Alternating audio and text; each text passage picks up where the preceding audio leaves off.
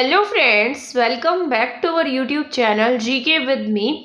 तो आज की ये जो हमारी क्लास है ये हिंदी पेडागोजी की रहने वाली है।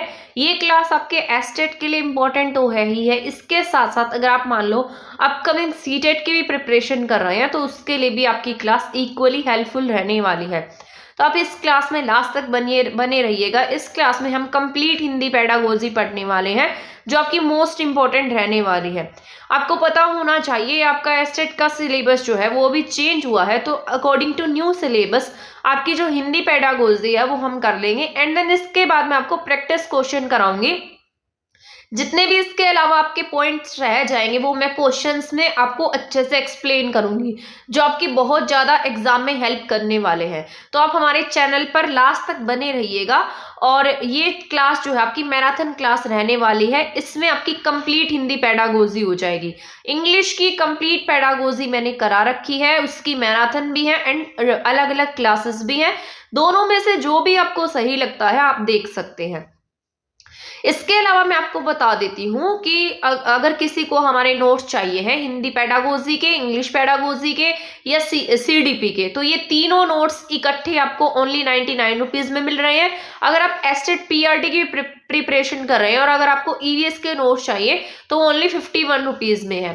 ठीक है, तो हमारे चैनल पर लास्ट तक बने रहिएगा। अगर आपको नोट्स चाहिए तो ऊपर दिए गए नंबर पर आप मुझे कॉन्टेक्ट कर सकते हैं। तो आपका ज्यादा टाइम नहीं लेते हैं और स्टार्ट कर देते हैं हिंदी पेडागोजी। ठीक है ना। हिंदी पेडागोजी जो है यहाँ पर ये ना आपकी बिल्कुल इंग्लिश पेडागोजी जैसी होती है, बस यहाँ पर ट्रांसलेशन लगा सकते हैं आप। यहाँ हम इसे हिंदी में पढ़ेंगे, वहां हम इसे इंग्लिश में पढ़ते हैं। अब जिसने इंग्लिश पेडागोजी की क्लासेस देखी होंगी उसे ये क्लास बहुत ही अच्छे से समझ में आने वाली है, क्योंकि ये बिल्कुल एज इट इज वैसी ही है, बस कुछ टॉपिक्स इसमें अलग है या कुछ वर्ड्स अलग है जो हिंदी में थोड़े डिफिकल्ट होते हैं और इंग्लिश में जो वर्ड्स हैं वो थोड़े से इजी होते हैं। तो यहाँ पर आप देख सकते हैं, ये मैं आपको पहले बता देती हूँ कि आज की क्लास में हम क्या क्या पढ़ेंगे। जैसे भाषा अर्जन क्या है, भाषा अधिगम क्या है, ठीक है ना, वाइगोट्स्की के अनुसार, इसके साथ साथ चोम्स्की के अनुसार, इन सब के अनुसार भाषा लैंग्वेज क्या इंपॉर्टेंस रखती है, मातृभाषा क्या है, एनसीएफ के अकॉर्डिंग भाषा क्या है। ठीक है, तो ये सब हम सीखने वाले हैं। तो आप देख सकते हैं व्याकरण अनुवाद विधि, डायरेक्ट अनुविधि, सम्मिश्रण विधि, संप्रेषणात्मक विधि, आगमन विधि, निगमन विधि। ठीक है ना, ये सारा का सारा मैं आपको आज की क्लास में पढ़ाने वाली हूँ। पहले मैं बता देती हूँ नॉम चोम्स्की। ठीक है, भाषा कौशल क्या है ये मैंने आपको इंग्लिश में भी पढ़ाए थे, तो कुछ जिसने इंग्लिश पेडागोजी देखी है उसे बहुत अच्छे से समझ में आएगा। आप देखो यहाँ पर कुछ डिफरेंट से वर्ड है तो ये आपको याद रखनी है। जैसे यहाँ कुछ रिलेटेड पठन वैकल्य से रिलेटेड, शिक्षण सहायक सामग्री, मूल्यांकन, तो ये सारा ना आपका इंपॉर्टेंट रहने वाला है। तो लास्ट तक आप बने रहिएगा और एक मतलब क्लास को जरूर से जरूर देखिएगा, तो आपके लिए हेल्पफुल रहने वाली है। ठीक है, मुझे बहुत सारे मैसेज आए थे तभी मैंने ये जो क्लास है आपकी, ये जो क्लास है वो मैराथन के रूप में ले रही हूँ मैं, अदरवाइज मैं आपको अलग अलग क्लासेस में कंप्लीट कराने वाली थी। अब इसको अगर मान लो हम ऐसे करेंगे तो हमारा टाइम भी कंज्यूम हो जाएगा, सेव होगा, एंड देन जो टाइम बचेगा वो हम प्रैक्टिस क्वेश्चंस में लगाएंगे। ठीक है, तो स्टार्ट कर देते हैं। लैंग्वेज, सबसे पहले तो हमें पता होना चाहिए भाषा क्या होती है। भाषा के बारे में हमें सबसे पहले पता होना चाहिए कि भाषा होती क्या है। जैसे आपको पता है, मैंने आपको बताया था व्हाट इज लैंग्वेज, इंग्लिश में मैंने आपको बताया था। तो भाषा हमारे विचारों को व्यक्त करने तथा दूसरों के विचारों को समझने का क्या है, एक साधन होती है।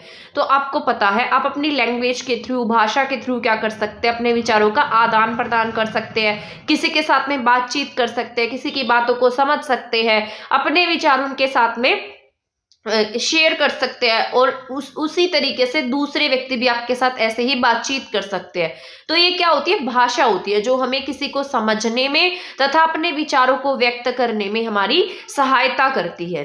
भाषा केवल संप्रेषण का माध्यम नहीं बल्कि इसके कुछ अन्य प्रकार्य भी हैं। अब यहाँ पर ये कह रहा है कि भाषा जो है वो केवल सिर्फ एक बात करने का माध्यम नहीं है बल्कि इसके कुछ अन्य कार्य भी हैं। तो यही लिखा है, देखो हिंदी में पेडागोजी पढ़ने का ना हमारा मकसद ये होता है, क्योंकि हिंदी में जो वर्ड होते हैं वो बहुत डिफिकल्ट आते हैं और हम उसे वहां पर समझ नहीं पाते। करने को तो हम ऑल इंग्लिश पेडागोजी भी कर सकते हैं, बट हिंदी के जो वर्ड्स है वो बहुत डिफिकल्ट होते हैं और वो जब एग्जाम में आते हैं तब हमें समझ में नहीं आता और वहां पर उसकी ट्रांसलेशन भी नहीं होती है। ऐसा ही इंग्लिश में होता है और ऐसा ही हिंदी में होता है। तो ये मेजर पार्ट होता है, तभी हमें दोनों पेडागोजी को अच्छे से समझना होता है। तो भाषा आपका केवल संप्रेषण होता है, यानी कि बातचीत का माध्यम नहीं है, केवल बातचीत का माध्यम नहीं है, बल्कि इसके और अन्य कार्य भी है। भाषा विचारों के आदान प्रदान करने के रूप में है, यानी कि भाषा के द्वारा हम क्या कर सकते हैं, अपने थॉट्स को क्या कर सकते हैं, मतलब आदान प्रदान कर सकते हैं। भाषा सामाजिक जीवन को सार्थक करने के रूप में यूज की जाती है, यानी कि जो समाज में हम रहते हैं, हमारा जो सामाजिक जीवन है उसको सार्थक करती है। भाषा ज्ञान प्राप्ति के साधन के रूप में भी यूज की जाती है। इसके साथ भाषा जो है वो ज्ञान प्राप्ति के साधन के रूप में यूज की जाती है, यानी कि हम इससे क्या करते हैं, लैंग्वेज से नॉलेज गेन करते हैं। इसके बाद भाषा जो है वो कला, साहित्य, संस्कृति और सभ्यता को विकसित करने में क्या करती है, हमारी हेल्प करती है।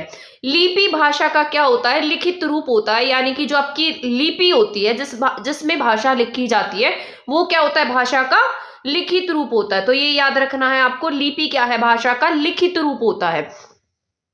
भाषा और लिपि के बीच कोई निश्चित संबंध नहीं होता, कोई भी भाषा किसी भी लिपि में लिखी जा सकती है। तो ये सारा मैंने आपको इंग्लिश पेडागोजी में भी पढ़ाया है। तो सबसे पहले जो है आपसे एग्जाम में पूछ लेगा इनमें से भाषा का कार्य कौन सा नहीं है। तो अगर मान लो आपने इसको अच्छे से नहीं पढ़ा है तो आप इसको कैसे टिक कर पाएंगे। तो भाषा हमारे यहाँ पर केवल संप्रेषण का माध्यम नहीं है, इसके और भी कार्य है। भाषा विचारों के आदान प्रदान में यूज की जाती है, सामाजिक जीवन को सार्थक बनाती है, ज्ञान, इससे हम नॉलेज गेन कर सकते हैं। अब देखो आपको कोई लैंग्वेज आती है तो उसके थ्रू आप क्या कर सकते हैं, जैसे मान लो आपने चाइनीज भाषा सीख ली है, ठीक है, चाइनीज भाषा सीखिए तो आप वहां की जितनी भी चीजें हैं उनके बारे में जानकारी प्राप्त कर सकते हैं। इंग्लिश आ गई है तो आप इंग्लिश लिटरेचर पढ़ सकते हैं या कुछ भी पढ़ सकते हैं। तो ऐसे आप भाषा के माध्यम से अलग अलग ज्ञान अर्जित कर सकते हैं। नॉलेज गेन करने में भाषा जो है वो आपको एक सहायता प्रदान करती है। इसके द्वारा आप जैसे आर्ट है, लिटरेचर है, हमारी संस्कृति है, हमारी सभ्यता है, इन सबको विकसित करने में क्या करती है, सहायता करती है। मान लो आप हिंदी भाषा में बहुत अच्छे हैं तो आप हिंदी भाषा में क्या लिख सकते हैं, लिटरेचर लिख सकते हैं। तो ये आपकी संस्कृति और सभ्यता को विकसित करने में क्या कर रही है, सहायता कर रही है। आप इसमें साहित्य लिख रहे हैं तो वो साहित्य क्या जा रहा है, आगे जा रहा है। लिपि क्या होती है, हमारी भाषा का लिखित रूप होती है। तो आपसे पूछा जा सकता है लिपि भाषा का कैसा रूप है, तो ये लिखित रूप होती है। भाषा और लिपि के बीच कोई निश्चित संबंध नहीं होता, हम कोई भी भाषा किसी भी लिपि में लिख सकते हैं, ठीक है। अब इसके बाद भाषा के भेद या भाषा के हम रूप की बात कर लेते हैं। तो इसमें ना हमारे पास में भाषा के 3 रूप है, जिसमें से एक लिखित रूप होता है, एक मौखिक होता है और एक सांकेतिक होता है। तो ये तीनों याद रखने हैं। भाषा के 3 रूप कौन से हैं, लिखित जिसको हम लिखकर प्रस्तुत करते हैं, मौखिक जिसको बोलकर प्रस्तुत करेंगे, सांकेतिक जिसको संकेतों के माध्यम से यूज करते हैं। तो ये सभी जिसने भी नोट्स लिए हैं वो ये लाइन को ठीक कर लेना, ये मैंने शायद अपोजिट लिख दी थी तो आप इसको ठीक कर लीजिएगा। यहाँ पर मैंने लिखना था जो लिखित भाषा है वो ज्यादा क्या होती है, स्थायी होती है बजाय कि मौखिक भाषा के। तो मैंने यहाँ अपोजिट लिख दिया, तो आप इसको ठीक कर लीजिएगा। लिखित भाषा ज्यादा परमानेंट होती है और बजाय कि मौखिक भाषा के। मैंने आपको इंग्लिश पेडागोजी में भी पढ़ाया था कि जो आपकी रिटन जो लैंग्वेज है वो ज्यादा क्या होगी, परमानेंट होगी। अब ये आप इससे एग्जाम्पल भी ले सकते हैं, जैसे आप अपनी डे टू डे लाइफ में कुछ करते हैं तो अगर मान लो आपको कोई जबान दे देता है या बोलकर बता देता तो अपनी बात से पलट भी सकता है। लेकिन जब आप किसी चीज का एग्रीमेंट करा लेते हैं या उस पर मोहर लगवा लेते हैं या साइन करा लेते हैं तो वो क्या हो जाता है, एक तरीके से परमानेंट हो जाता है। तो लिखित भाषा क्या हो गई, आपकी ज्यादा स्थायी हो गई है, ठीक है। तो लिखित भाषा क्या है, ज्यादा स्थायी है, किससे, मौखिक भाषा से। तो यहां तक का समझ में आ गया।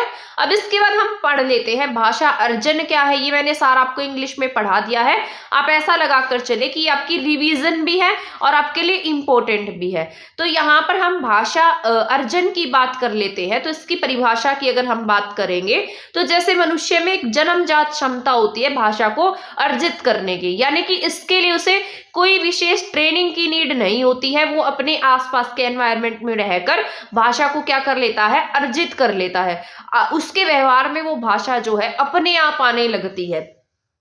तो मनुष्य में क्या होती है, जन्मजात होती है भाषा को अर्जित करने की जिसका, ठीक है, मतलब मनुष्य में क्या होता है, ये जन्मजात क्षमता होती है, उसे वो अर्जित कर सकता है, जिसका प्रयोग क्या करेगा, उसका मनुष्य वार्तालाप करेगा, भाषा का सहज रूप में, मतलब भाषा को सहज रूप में सीख जाएगा बिना किसी प्रयास के। तो वही मैंने आपको बताया है, बच्चा जो है बिना किसी प्रयास के, बिना किसी ट्रेनिंग के, बिना किसी अभ्यास के क्या कर लेता है, भाषा को अपने व्यवहार में अर्जित कर लेता है। उसको यहाँ पर किसी विशेष ट्रेनिंग की नीड नहीं होती है। तो इसी को हम क्या कह देते हैं, भाषा अर्जन कहते हैं। यही मैंने आपको पढ़ाया था इंग्लिश में। तो ये क्या है आपका, लैंग्वेज एक्विजिशन है, ठीक है। इसके बाद ये होती है स्वाभाविक प्रक्रिया। तो भाषा क्या होती है, एक स्वाभाविक प्रक्रिया, यानी कि नेचुरल प्रोसेस है। इसको बच्चा अपने आप अपने एनवायरनमेंट में सीख जाता है। और भाषा को जो एक्वायर किया जाता है, यानी कि भाषा को अर्जित कर रहे हैं, तो उसके लिए वातावरण का प्रभाव जो है वो बहुत ज्यादा जरूरी होता है, क्योंकि जैसे एनवायरनमेंट में हम रहेंगे वैसे ही भाषा को हम अर्जित कर लेंगे। हमारे पेरेंट्स जैसी भाषा बोलते हैं, हम भी वैसी ही भाषा बोलने लगते हैं, या हमारे आसपास जैसी भाषा बोली जाती है, हम भी वैसी ही भाषा बोलने लगते हैं। इसके बाद भाषा जो है वो कैसी प्रक्रिया होती है, सहज प्रक्रिया होती है, ठीक है ना। तो बहुत सिंपल सा प्रोसेस होता है। इसके बाद में अचेतन या अवचेतन प्रक्रिया है। तो इसको हम क्या कह देते हैं, सबकॉन्शियस कह देते हैं। यानी कि सबकॉन्शियस का मतलब है जो हमारे माइंड में अपने आप आ जाएगी और हमें पता नहीं लगेगा, कहीं ना कहीं हमारे माइंड में रहेगी वो। तो ये क्या होती है, अचेतन प्रक्रिया होती है। इसी को हम क्या कहते हैं, अवचेतन भी कह देते हैं। तो आपसे हिंदी में पूछा जा सकता है कि भाषा जो है वो कैसी प्रक्रिया है, तो भाषा अचेतन या फिर अवचेतन प्रक्रिया है। अर्जन का संबंध किससे माना जाता है, मातृभाषा से ज्यादा है। यानी कि जो अर्जन का संबंध है ना, वो कौन सी भाषा से है, मातृभाषा से है। मातृभाषा को हम अर्जित करके सीखते हैं, यानी कि एक्वायर करते हैं। जो भाषा हम घर पे बोलते हैं, या फिर जो हमारी क्षेत्रीय भाषा है, रीजनल लैंग्वेज है, उसको हम कैसे सीखेंगे, हमारे आसपास के वातावरण से सीखेंगे। तो मातृभाषा कैसी है, अर्जित भाषा है। तो आपसे पूछा जा सकता है मातृभाषा कैसी भाषा है, तो आप क्या टिक करेंगे, उसके लिए अर्जित टिक करेंगे। यानी कि हमने मातृभाषा को क्या किया है, अर्जित किया है। इसके बाद एक अनौपचारिक प्रक्रिया, यानी कि इनफॉर्मल प्रोसेस होता है। इसके लिए हमें किसी फॉर्मेलिटीज की, किसी ट्रेनिंग की, किसी टीचर की नीड नहीं होती, इसीलिए हमने इसको क्या नाम दिया है, ये कैसा प्रोसेस है आपका, अनौपचारिक प्रोसेस है, ठीक है। यहां तक समझ में आ गया आपको। इसके बाद चॉम्स्की के बारे में पढ़ लेते हैं। जो ये नॉम चॉम्स्की है, ये आपके मोस्ट इंपोर्टेंट है। और ये जो है ना, मतलब इन्होंने लैंग्वेज को लेकर LAD के बारे में बात की थी। तो इनके अकॉर्डिंग हम पढ़ेंगे आगे। इन्होंने कहा था कि भाषा जो है वो क्या होती है, एक इनेट एबिलिटी होती है। यानी कि भाषा अर्जन को लेकर इन्होंने बात कही थी, और इन्होंने बोला कि भाषा एक इनेट एबिलिटी है, यानी कि उसको जो बच्चा है वो अपने आप क्या कर लेता है, अपने आप एक्वायर करता है। उसके अंदर एक ऐसी योग्यता होती है जिससे कि वो अपनी किसी भी भाषा को बहुत जल्दी सीख लेता है। तो नॉम चॉम्स्की और इसके साथ साथ जो वाइगोट्स्की है, इन दोनों को आपको अच्छे से याद रखना है। वाइगोट्स्की में से तो आपको पता है आपके CDP में भी क्वेश्चन आएगा, और वो लैंग्वेज से भी हो सकता है कि इनमें से बताइए वाइगोट्स्की ने क्या नहीं कहा। तो लैंग्वेज के बारे में भी उन्होंने कहा था। तो वो दोनों आपको अच्छे से पढ़ने हैं, ठीक है। चॉम्स्की के अनुसार भाषा अर्जन क्या एक इनेट एबिलिटी होती है। इसके बाद हम नेक्स्ट पॉइंट पर चलते हैं, भाषा अर्जन किस वजह से होता है। यानी कि जैसे हम भाषा अर्जित करते हैं, भाषा सीखते हैं, तो वो किस प्रकार होता है, किस वजह से होता है, तो आपको पता होना चाहिए। तो नॉम चॉम्स्की ने कहा कि हमारे अंदर क्या एक आंतरिक क्षमता है, जिसको हमने इनर एबिलिटी का नाम दिया था, कि हम भाषा को क्या करते हैं, स्वाभाविक रूप से अर्जित कर लेते हैं, या अपने पर्यावरण से, जो आपके एनवायरमेंट में है, आपके पर्यावरण में है, तो बच्चा क्या करता है, अपने उसको एनवायरमेंट से गेन कर लेता है, प्राप्त कर लेता है। जैसे जब से बच्चा पैदा होता है तब से परिवार वाले उससे बात करते हैं। जैसे बच्चे को भाषा आती है, किंतु भाषा ऐसे ही अर्जित करता है। जैसे इसका यहाँ पर मैंने एक पॉइंट लिखा है, जैसे आपको मैं समझा देती हूँ। यहाँ पर क्या लिखा गया है, इसका मतलब ये है कि इन्होंने कहा था, चॉम्स्की ने कहा कि जो बच्चा है उसके अंदर एक क्या होती है, इनर एबिलिटी होती है। जैसे बच्चा पैदा होता है, पैदा होने के बाद वो अपने फैमिली में रहता है, जैसे उसकी फैमिली बोलती है, उसकी फैमिली उसे सिखाती है, या वो अपनी फैमिली को बोलते हुए देखता है, तो अपने आप क्या कर लेता है, भाषा का अर्जन करने लगता है। जैसे वो सुनेगा, अपनी मम्मी को सुनेगा बोलते हुए, अपनी दादी को, अपने भाई, मतलब अपने फैमिली मेंबर्स को बोलते हुए सुनता सुनता है या देखता है तो वो क्या करेगा, उन सब चीजों को इस तरीके से क्या कर लेता है, अपने अंदर अर्जित करने लगता है और वो भी थोड़ा थोड़ा बोलने लगेगा, ठीक है ना।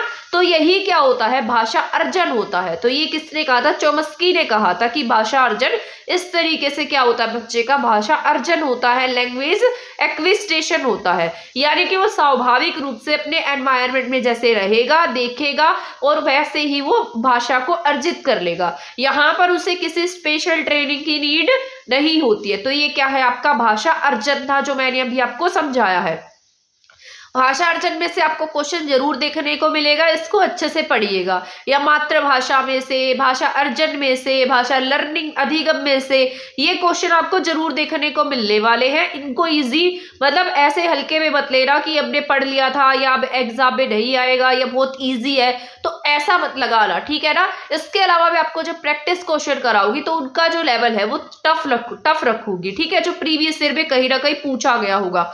तो उससे क्या होगा, आपकी प्रैक्टिस हो जाएगी और आपको पता लगेगा कि आपको कितना समझ में आ रहा है। ये क्लास आपकी ओनली बेस बन जाएगा इससे, तो वह आपकी हेल्प करेगी।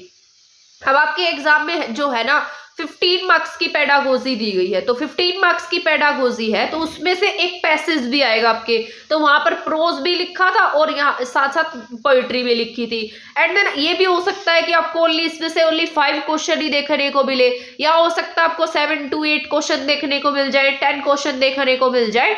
तो आपको इसको हल्के में नहीं ले रहा है, 4-5 नंबर भी बहुत होते हैं। अगर ये 2 पैसेज देता है एग्जाम में, मान लो 10 मार्क्स का ये आ जाता है तो भी आपके लिए ईजी हो जाएगा, इसमें से आप 7 to 8 मार्क्स आराम से ले लेंगे।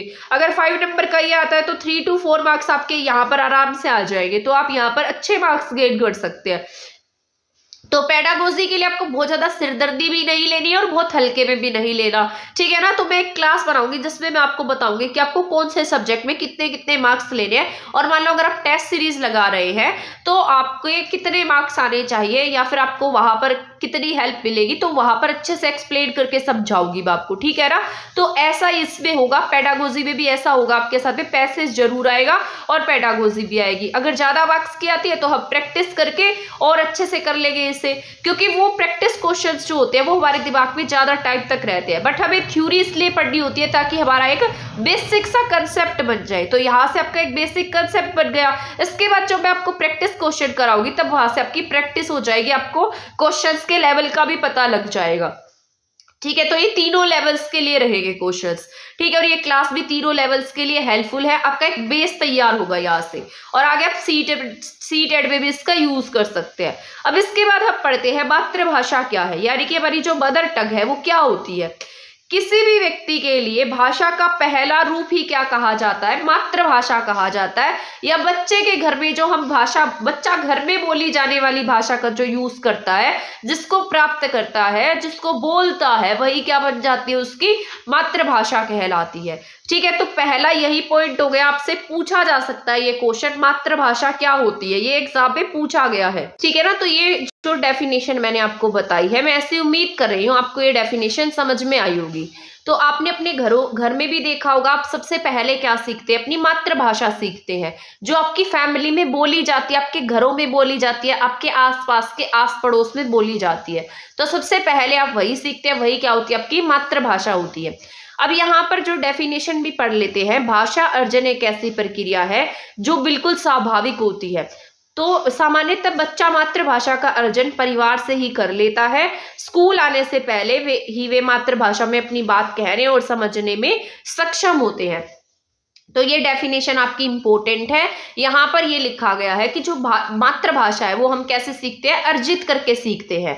बच्चा मातृभाषा का अर्जन किससे करेगा, अपनी फैमिली से करता है। तो ये इंपॉर्टेंट है, ये आपसे पूछा जा सकता है कि जो बच्चा है वो मातृभाषा का अर्जन किस प्रकार करेगा, तो वो मातृभाषा का अर्जन किससे करता है, अपनी फैमिली से करता है। स्कूल आने से पहले ही वो क्या सीख लेता है, अपनी मातृभाषा सीख लेता है। जब हम बच्चे को स्कूल में भेजते हैं तो वो कुछ वर्ड्स बोलना सीखा हुआ होता है, उसको कुछ भाषा आती है, इसके बाद वो दूसरी भाषा को क्या करता है, सीखता है। यहाँ पर वो मातृभाषा को सीख कर गया है, इसके बाद अपनी बात कहने में सक्षम है, तभी तो टीचर्स उसकी बात समझ पाएगी, तभी वो पढ़ पाता है। तो पहले उसे मातृभाषा आती है, इसके बाद वो किसी और लैंग्वेज को सीखता है एंड देन वो पढ़ाई करता है। तो ये क्या डेफिनेशन है यहाँ पर, भाषा अर्जन क्या है, एक ऐसी प्रक्रिया जो कैसी होती है, एक तो नेचुरल होती है। इसके बाद वो भाषा का अर्जन किससे करता है, सेकंड पॉइंट अपनी फैमिली से करता है। थर्ड पॉइंट था कि स्कूल आने से पहले वो क्या सीख लेता, अपनी मातृभाषा में अपनी बात कहने में क्या हो जाता है, सक्षम हो जाता है। तो ये क्या था आपका, इंपॉर्टेंट था। इसके बाद यहाँ पर हम भाषा अधिगम की अगर बात करते हैं या एफर्ट्स की बात करते हैं, प्रयास की बात करते हैं, तो ये क्या होता है, भाषा अधिगम होता है। अधिगम में प्रयास की आवश्यकता पड़ती है, इसका मतलब ये है, अब यहाँ पर ये क्या आ गया, लैंग्वेज लर्निंग आ गया। जहां पर भी आपको लर्निंग पॉइंट दिखाई देगा वहां आपको एफर्ट्स लगाने पड़ेंगे, ठीक है ना, वहां आपको सीखना पड़ेगा। लेकिन वहां पर एक्विजिशन था, वो वहां अपने एनवायरमेंट से सीखा था। अब ये हमारा सेकेंड पॉइंट स्टार्ट हो जाता है लैंग्वेज लर्निंग का या फिर भाषा अधिगम का। हिंदी में हम इसे अधिगम कहते हैं, हिंदी में आपको ये वर्ड्स इंग्लिश में नहीं दिखाई देंगे। तो अब आप देखना, आपको एग्जाम में समझ में भी नहीं आएगा कि कौन सा वर्ड कैसे पूछा गया है, तो इसको आप अच्छे से सुनिएगा, अच्छे से समझिएगा, क्योंकि आपकी बहुत ज्यादा हेल्प करने वाले हैं। और हिंदी के वर्ड्स थोड़े डिफिकल्ट होते हैं और पेपर में ऐसे ही पूछे जाते हैं। तो यहाँ पर मैंने लिखा है भाषा अधिगम, जिसमें आपको एफर्ट की नीड पड़ेगी, प्रयास की जरूरत पड़ेगी, वो क्या होगा, आपका भाषा अधिगम होगा। अधिगम में किसकी जरूरत होती है, प्रयास की जरूरत पड़ती है, चेतन रूप से सीखी जाती है। अब ये कौन सा प्रोसेस है, कॉन्शियस प्रोसेस है। वो कैसा प्रोसेस था आपका, सब कॉन्शियस प्रोसेस था, ठीक है ना। तो लैंग्वेज लर्निंग कैसा था आपका, अचेतन प्रोसेस था। लैंग्वेज एक्विजिशन जो था, यानी कि भाषा अर्जन जो था, वो कैसा था आपका, अचेतन था, या फिर आप कह सकते हैं अवचेतन था। लेकिन भाषा अधिगम जो है वो आपका चेतन रूप से सीखा जाता है। इंग्लिश की बात करें तो कॉन्शियस रूप से सीखा जाता है। इसमें आपके पास में नियम होते हैं, किताबें पढ़नी पड़ती हैं, आपको कौशल सीखने पड़ते हैं, और इसमें आपको शिक्षक की जरूरत होती है। तो इसको इंग्लिश में भी हल्का सा बता देती हूं मैं, ताकि आपको समझ में आ जाए अच्छे से, आपको कोई कंफ्यूजन ना रहे। इसमें आप रूल सीखेंगे, आपको बुक्स पढ़नी पड़ेंगी, आपको टीचर की नीड होगी, आपको स्किल सीखनी पड़ेगी। तो भाषा में प्रयास की जरूरत होती है। सबसे पहला पॉइंट यह है, ये आप स्कूल में सीखेंगे। जैसे आप यहाँ से गए, अपने घर से गए, बाद में आपको आपकी मैम जो है इंग्लिश में सिखाती है, ईवीएस की बुक्स भी होती है, वो भी इंग्लिश में पढ़ाती है। तो वहां पर आपको किसकी नीड होती है, टीचर की नीड है, एक बुक की नीड है। आपको वहां पर कुछ ना कुछ नया सीखना पड़ रहा है, कुछ रूल्स को फॉलो करना पड़ रहा है, तो तभी वो क्या बनती है, आपकी भाषा अधिगम बनती है। अतः भाषा अधिगम एक औपचारिक प्रक्रिया है, यानी कि फॉर्मल प्रोसेस होता है। ये एक तरीके से रूल्स में सेट होता है, नियम होते हैं इसको सीखने के। तो ये क्या होगा, एक औपचारिक प्रक्रिया होती है। अधिगम का संबंध जो है वो किससे होता है, हमेशा दूसरी भाषा से होता है। और इसके साथ साथ जो मैंने आपको बताया था, अर्जन का संबंध किससे होगा, आपके पहली भाषा से होगा, ठीक है ना। अधिगम का संबंध किससे है, दूसरी भाषा से है। अर्जन का संबंध किससे है, पहली भाषा से है, ठीक है। अधिगम कैसा प्रोसेस है, चेतन प्रोसेस है, और अर्जन कैसा प्रोसेस है, अचेतन या फिर आपके अवचेतन प्रक्रिया है, ठीक है ना। इसके बाद यहाँ पर आपको प्रयास पूर्ण रहना पड़ता है, आपको कहीं ना कहीं एफर्ट्स लगाते रहने पड़ते हैं, आपको प्रैक्टिस करनी पड़ती है इसको सीखने के लिए। आपको यहाँ पर प्रयास पूर्ण रहना पड़ेगा।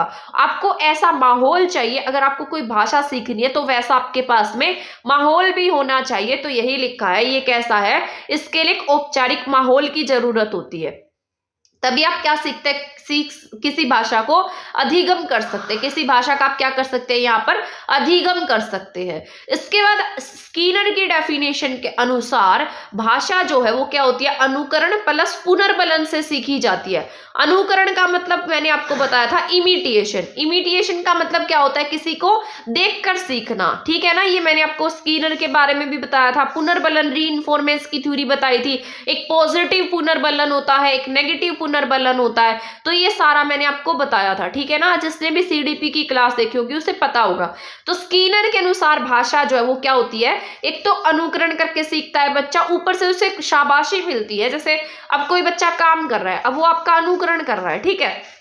आपको देखकर सीख रहा है, उसके बाद आपने उसको अच्छा फीडबैक दिया, अच्छी पुनर्बलन दिया, वो काम करके लाया, आपने उसको वेरी गुड बोल दिया, तब भी वो उतने में भी क्या हो जाता है, खुश हो जाता है। लेकिन अगर मान लो सीख रहा है, आपने उसको डांट दिया, मार दिया, तो उससे क्या होगा, वो पीछे हटने लगेगा। तो यहाँ पर यही पॉइंट कहा गया है, स्कीनर के अनुसार भाषा जो है अनुकरण और पुनर्बलन से सीखी जाती है। तो ये पॉइंट आपको याद रखना है, भाषा किससे सीखी जाती है, अनुकरण से और इसके साथ साथ पुनर्बलन से। तो ये स्टेटमेंट किसकी है, स्कीनर की स्टेटमेंट है, ठीक है ना। तो ये पॉइंट याद रखना है। इसके बाद वाइगोट्स्की के अनुसार भाषा कैसी प्रक्रिया, एक सामाजिक प्रक्रिया है। तो ये इंपॉर्टेंट हो जाते हैं वाइगोट्स्की ने लैंग्वेज को क्या कहा है कि एक सामाजिक प्रक्रिया है। व्याकरण के संदर्भ में हम इसे सिखाएंगे। भाषा सीखने के लिए प्रिंट समृद्ध वातावरण दिया जाना चाहिए, यानी कि एक ऐसा वातावरण होना चाहिए जिससे कि वो भाषा को सीख सके। अगर उसे इंग्लिश सिखानी है तो उसको इंग्लिश का एनवायरनमेंट भी मिलना चाहिए। अगर उसकी टीचर उसे इंग्लिश सिखा रही है तो पहले उसके टीचर को भी इंग्लिश आनी चाहिए, तभी वो उसे सिखा पाएगी। जैसे मैं आपको पढ़ा रही हूँ तो उसको पढ़ाने से पहले मुझे भी उसके बारे में कुछ नॉलेज होनी चाहिए, तभी मैं उसको पढ़ा पाऊंगी। आपके पास किसी भी चीज को सीखने के लिए वैसा वातावरण होना चाहिए, तभी आप उसे सीख पाएंगे।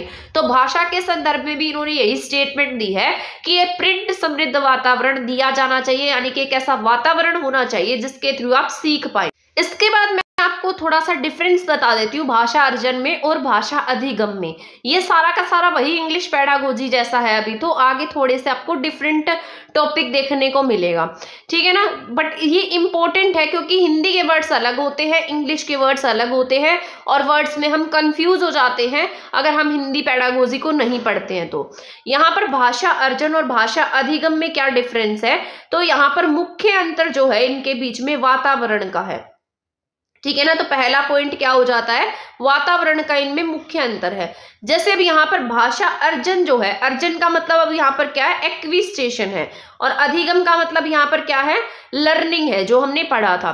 भाषा अर्जन कैसा प्रोसेस है, अवचेतन प्रक्रिया है, या फिर हम इसे अचेतन प्रक्रिया भी कह सकते हैं। इसको इंग्लिश में मैंने क्या बताया था, सबकॉन्शियस प्रोसेस है। अब देखो आपके यहाँ पर दोनों जो है ना वो तैयार हो रहे हैं। मैं आपको इंग्लिश में भी बता रही हूँ, हिंदी में भी बता रही हूँ। मान लो दोनों लैंग्वेज में आता तो आपको यहाँ पर कितना फायदा होगा, ठीक है ना। तो ये कैसा प्रोसेस है, अवचेतन प्रोसेस है, यानी कि सबकॉन्शियस प्रोसेस है। भाषा अधिगम कैसा है, कॉन्शियस है, यानी कि चेतन प्रक्रिया है। इसमें आपका माइंड जो है एक्टिव रहता है, आपको पता होता है कि आपको इसके लिए एफर्ट्स लगाने पड़ेंगे, सीखना पड़ेगा। इसके बाद भाषा अर्जन जो वो स्वाभाविक प्रक्रिया है, यानी कि एक तरीके से नेचुरल प्रोसेस है, इसमें आपको किसी रूल्स को फॉलो करने की नीड नहीं है। इसके बाद भाषा अधिगम जो है वो कैसी प्रक्रिया होती है, एक नियमबद्ध प्रक्रिया होती है, यानी कि इसमें रूल्स, सेट ऑफ रूल्स होता है, रूल होते हैं इसमें। इसके बाद ये कैसी प्रक्रिया है, अनौपचारिक प्रक्रिया है, इनफॉर्मल प्रोसेस है। इसके लिए किसी फॉर्मेलिटीज की, किसी प्रैक्टिस की, किसी भी चीज की आपको जरूरत नहीं है। इसके बाद भाषा अधिगम जो है वो कैसी प्रक्रिया है, औपचारिक प्रक्रिया, यानी कि फॉर्मल प्रोसेस है। इसमें आपको रूल्स को फॉलो करना पड़ता है। यहाँ पर भाषा अर्जन जो है वो क्या होती है, मातृभाषा होती है, जैसे हमारी मातृभाषा है वो क्या है। इसके बाद यहाँ पर जो भाषा अर्जन है वो कैसा प्रोसेस है, एक मतलब मातृभाषा होती है हमारी, मातृभाषा को हम भाषा अर्जित करते हैं। इसके बाद जैसे जो हम स्कूल में लैंग्वेज सीख रहे हैं, या हम इंग्लिश भाषा सीख रहे हैं, या कोई दूसरी लैंग्वेज सीख रहे हैं, संस्कृत सीख रहे हैं, तो ये हमारी किस में जाती हैं, भाषा अधिगम में जाती है। तो यहाँ पर हमें किसी भी तरीके के एफर्ट्स की नीड नहीं होती, यहाँ हमें किसी गाइड की नीड नहीं होती है, और इसके बाद यहाँ पर हमें स्कूल की नीड होगी, टीचर की नीड होती है। तो भाषा अर्जन में हमें किसी की नीड नहीं होती, भाषा अधिगम में हमें टीचर की, स्कूल की, इन सब की क्या होती है, जरूरत होती है। तो यही इनके बीच में मेन डिफरेंस था। मैं ऐसी उम्मीद कर रही हूँ आपको समझ में आ गया होगा। इसके बाद मैं आपको सारे प्रैक्टिस क्वेश्चन कराऊंगी Hindi pedagogy and English pedagogy के। भाषा अर्जन और भाषा अधिगम का मुख्य अंतर जो है वो सबसे मेन अंतर जो है वातावरण का होता है। यहाँ पर मातृभाषा जो है वो हमेशा अर्जित की जाती है। बच्चा एक से अधिक भाषा भी क्या कर सकता है, अर्जित कर सकता है, अगर हम उसे वैसा वातावरण देते हैं तो। अगर मान लो उस बच्चे के आसपास ऐसा एनवायरनमेंट है जिससे कि वो क्या कर सके, इंग्लिश भाषा को भी उतने अच्छे से सीख सके जितना कि वो हिंदी भाषा को सीख लेता है, और वो उसमें सब में कौन इंपॉर्टेंस निभाता है उसमें उसका वातावरण, उसका एनवायरनमेंट इंपॉर्टेंस निभाएगा। क्योंकि ऐसा देखने में मिला है जिस फैमिली में मान लो एक से ज्यादा लैंग्वेज बोली जाती है तो बच्चा उन भाषाओं को बहुत आसानी से सीख लेता है। अगर आपके घरों में जैसे इंग्लिश बोलता है कोई, तो बच्चा अपने आप क्या करता है, इंग्लिश बोलने लगता है। तो यहाँ पर ये क्या है, मेन फैक्टर है एनवायरमेंट। तो भाषा अर्जन और अधिगम में मेन जो अंतर है वो किसका होता है, एनवायरमेंट का होता है, वातावरण का होता है। इसके बाद हम नेक्स्ट बात कर लेते हैं टारगेट भाषा की और मदर टंग की, ठीक है ना। तो यहाँ पर ये आपको याद रखना है, टारगेट लैंग्वेज जो है वो आपकी सेकंड लैंग्वेज यानी कि स्कूल की भाषा होती है।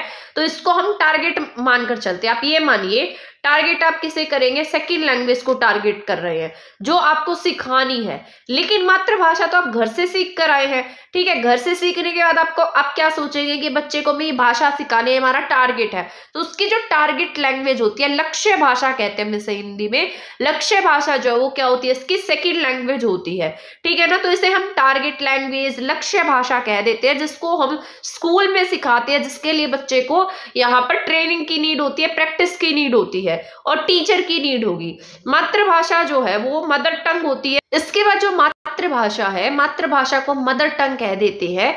ये भाषा का पहला रूप होती है। हम इससे क्या करते हैं, हमेशा अर्जित करते हैं, यानी कि हम इससे क्या करते हैं, हमेशा एक्वायर करते हैं। ये अपने आप क्या होती है, हमारे स्वभाव में आ जाती है।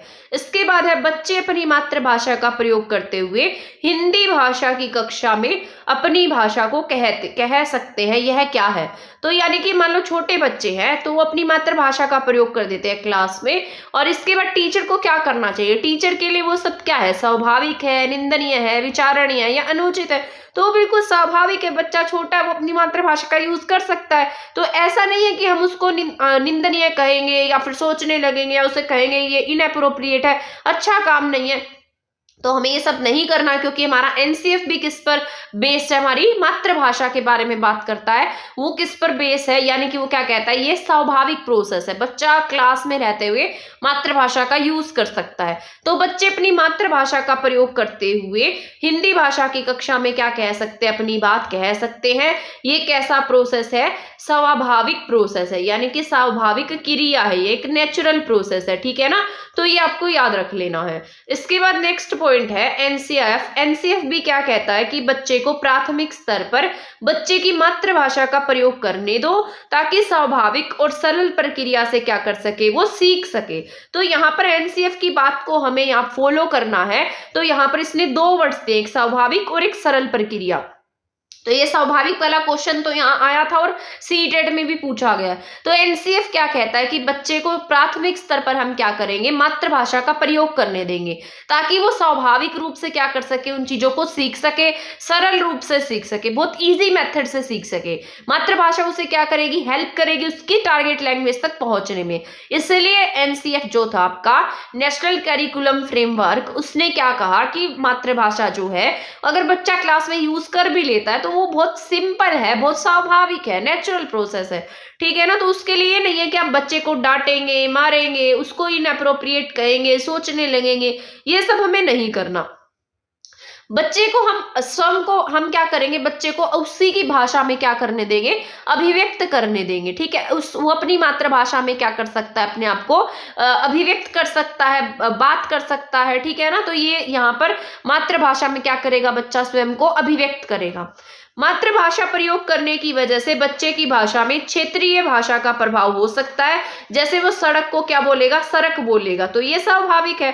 तो मातृभाषा का प्रयोग करने की वजह से क्या बोल सकता है वो, कहीं पर आपने देखा होगा, मतलब कई ऐसे लोग होते हैं जो बहुत सारे वर्ड्स जो है वो डिफरेंट बोलते हैं। ऐसा इसलिए होता है क्योंकि उनको ऐसा एनवायरनमेंट मिला है, तो सड़क को क्या कहेगा, सरक बोलेगा। बहुत सारे ऐसे वर्ड्स होंगे जो वो सही नहीं बोल पाएगा, तो क्योंकि वो ऐसा इसलिए बोल रहा है क्योंकि वो उसका क्षेत्रीय रीजन है। आपने देखा होगा जैसे यूपी बिहार की जो लैंग्वेज होती है वो हमारे जो हरियाणा पंजाब की लैंग्वेज है उससे अलग है, क्योंकि वहां पर जो क्षेत्रीय भाषा है वो अलग है, यहाँ की क्षेत्रीय भाषा क्या अलग है। तो ये क्या होता है, क्षेत्रीय भाषा का भी यहाँ पर थोड़ा सा प्रभाव देखने को मिलता है। तो ये भी क्या है, नॉर्मल होता है, स्वाभाविक होता है।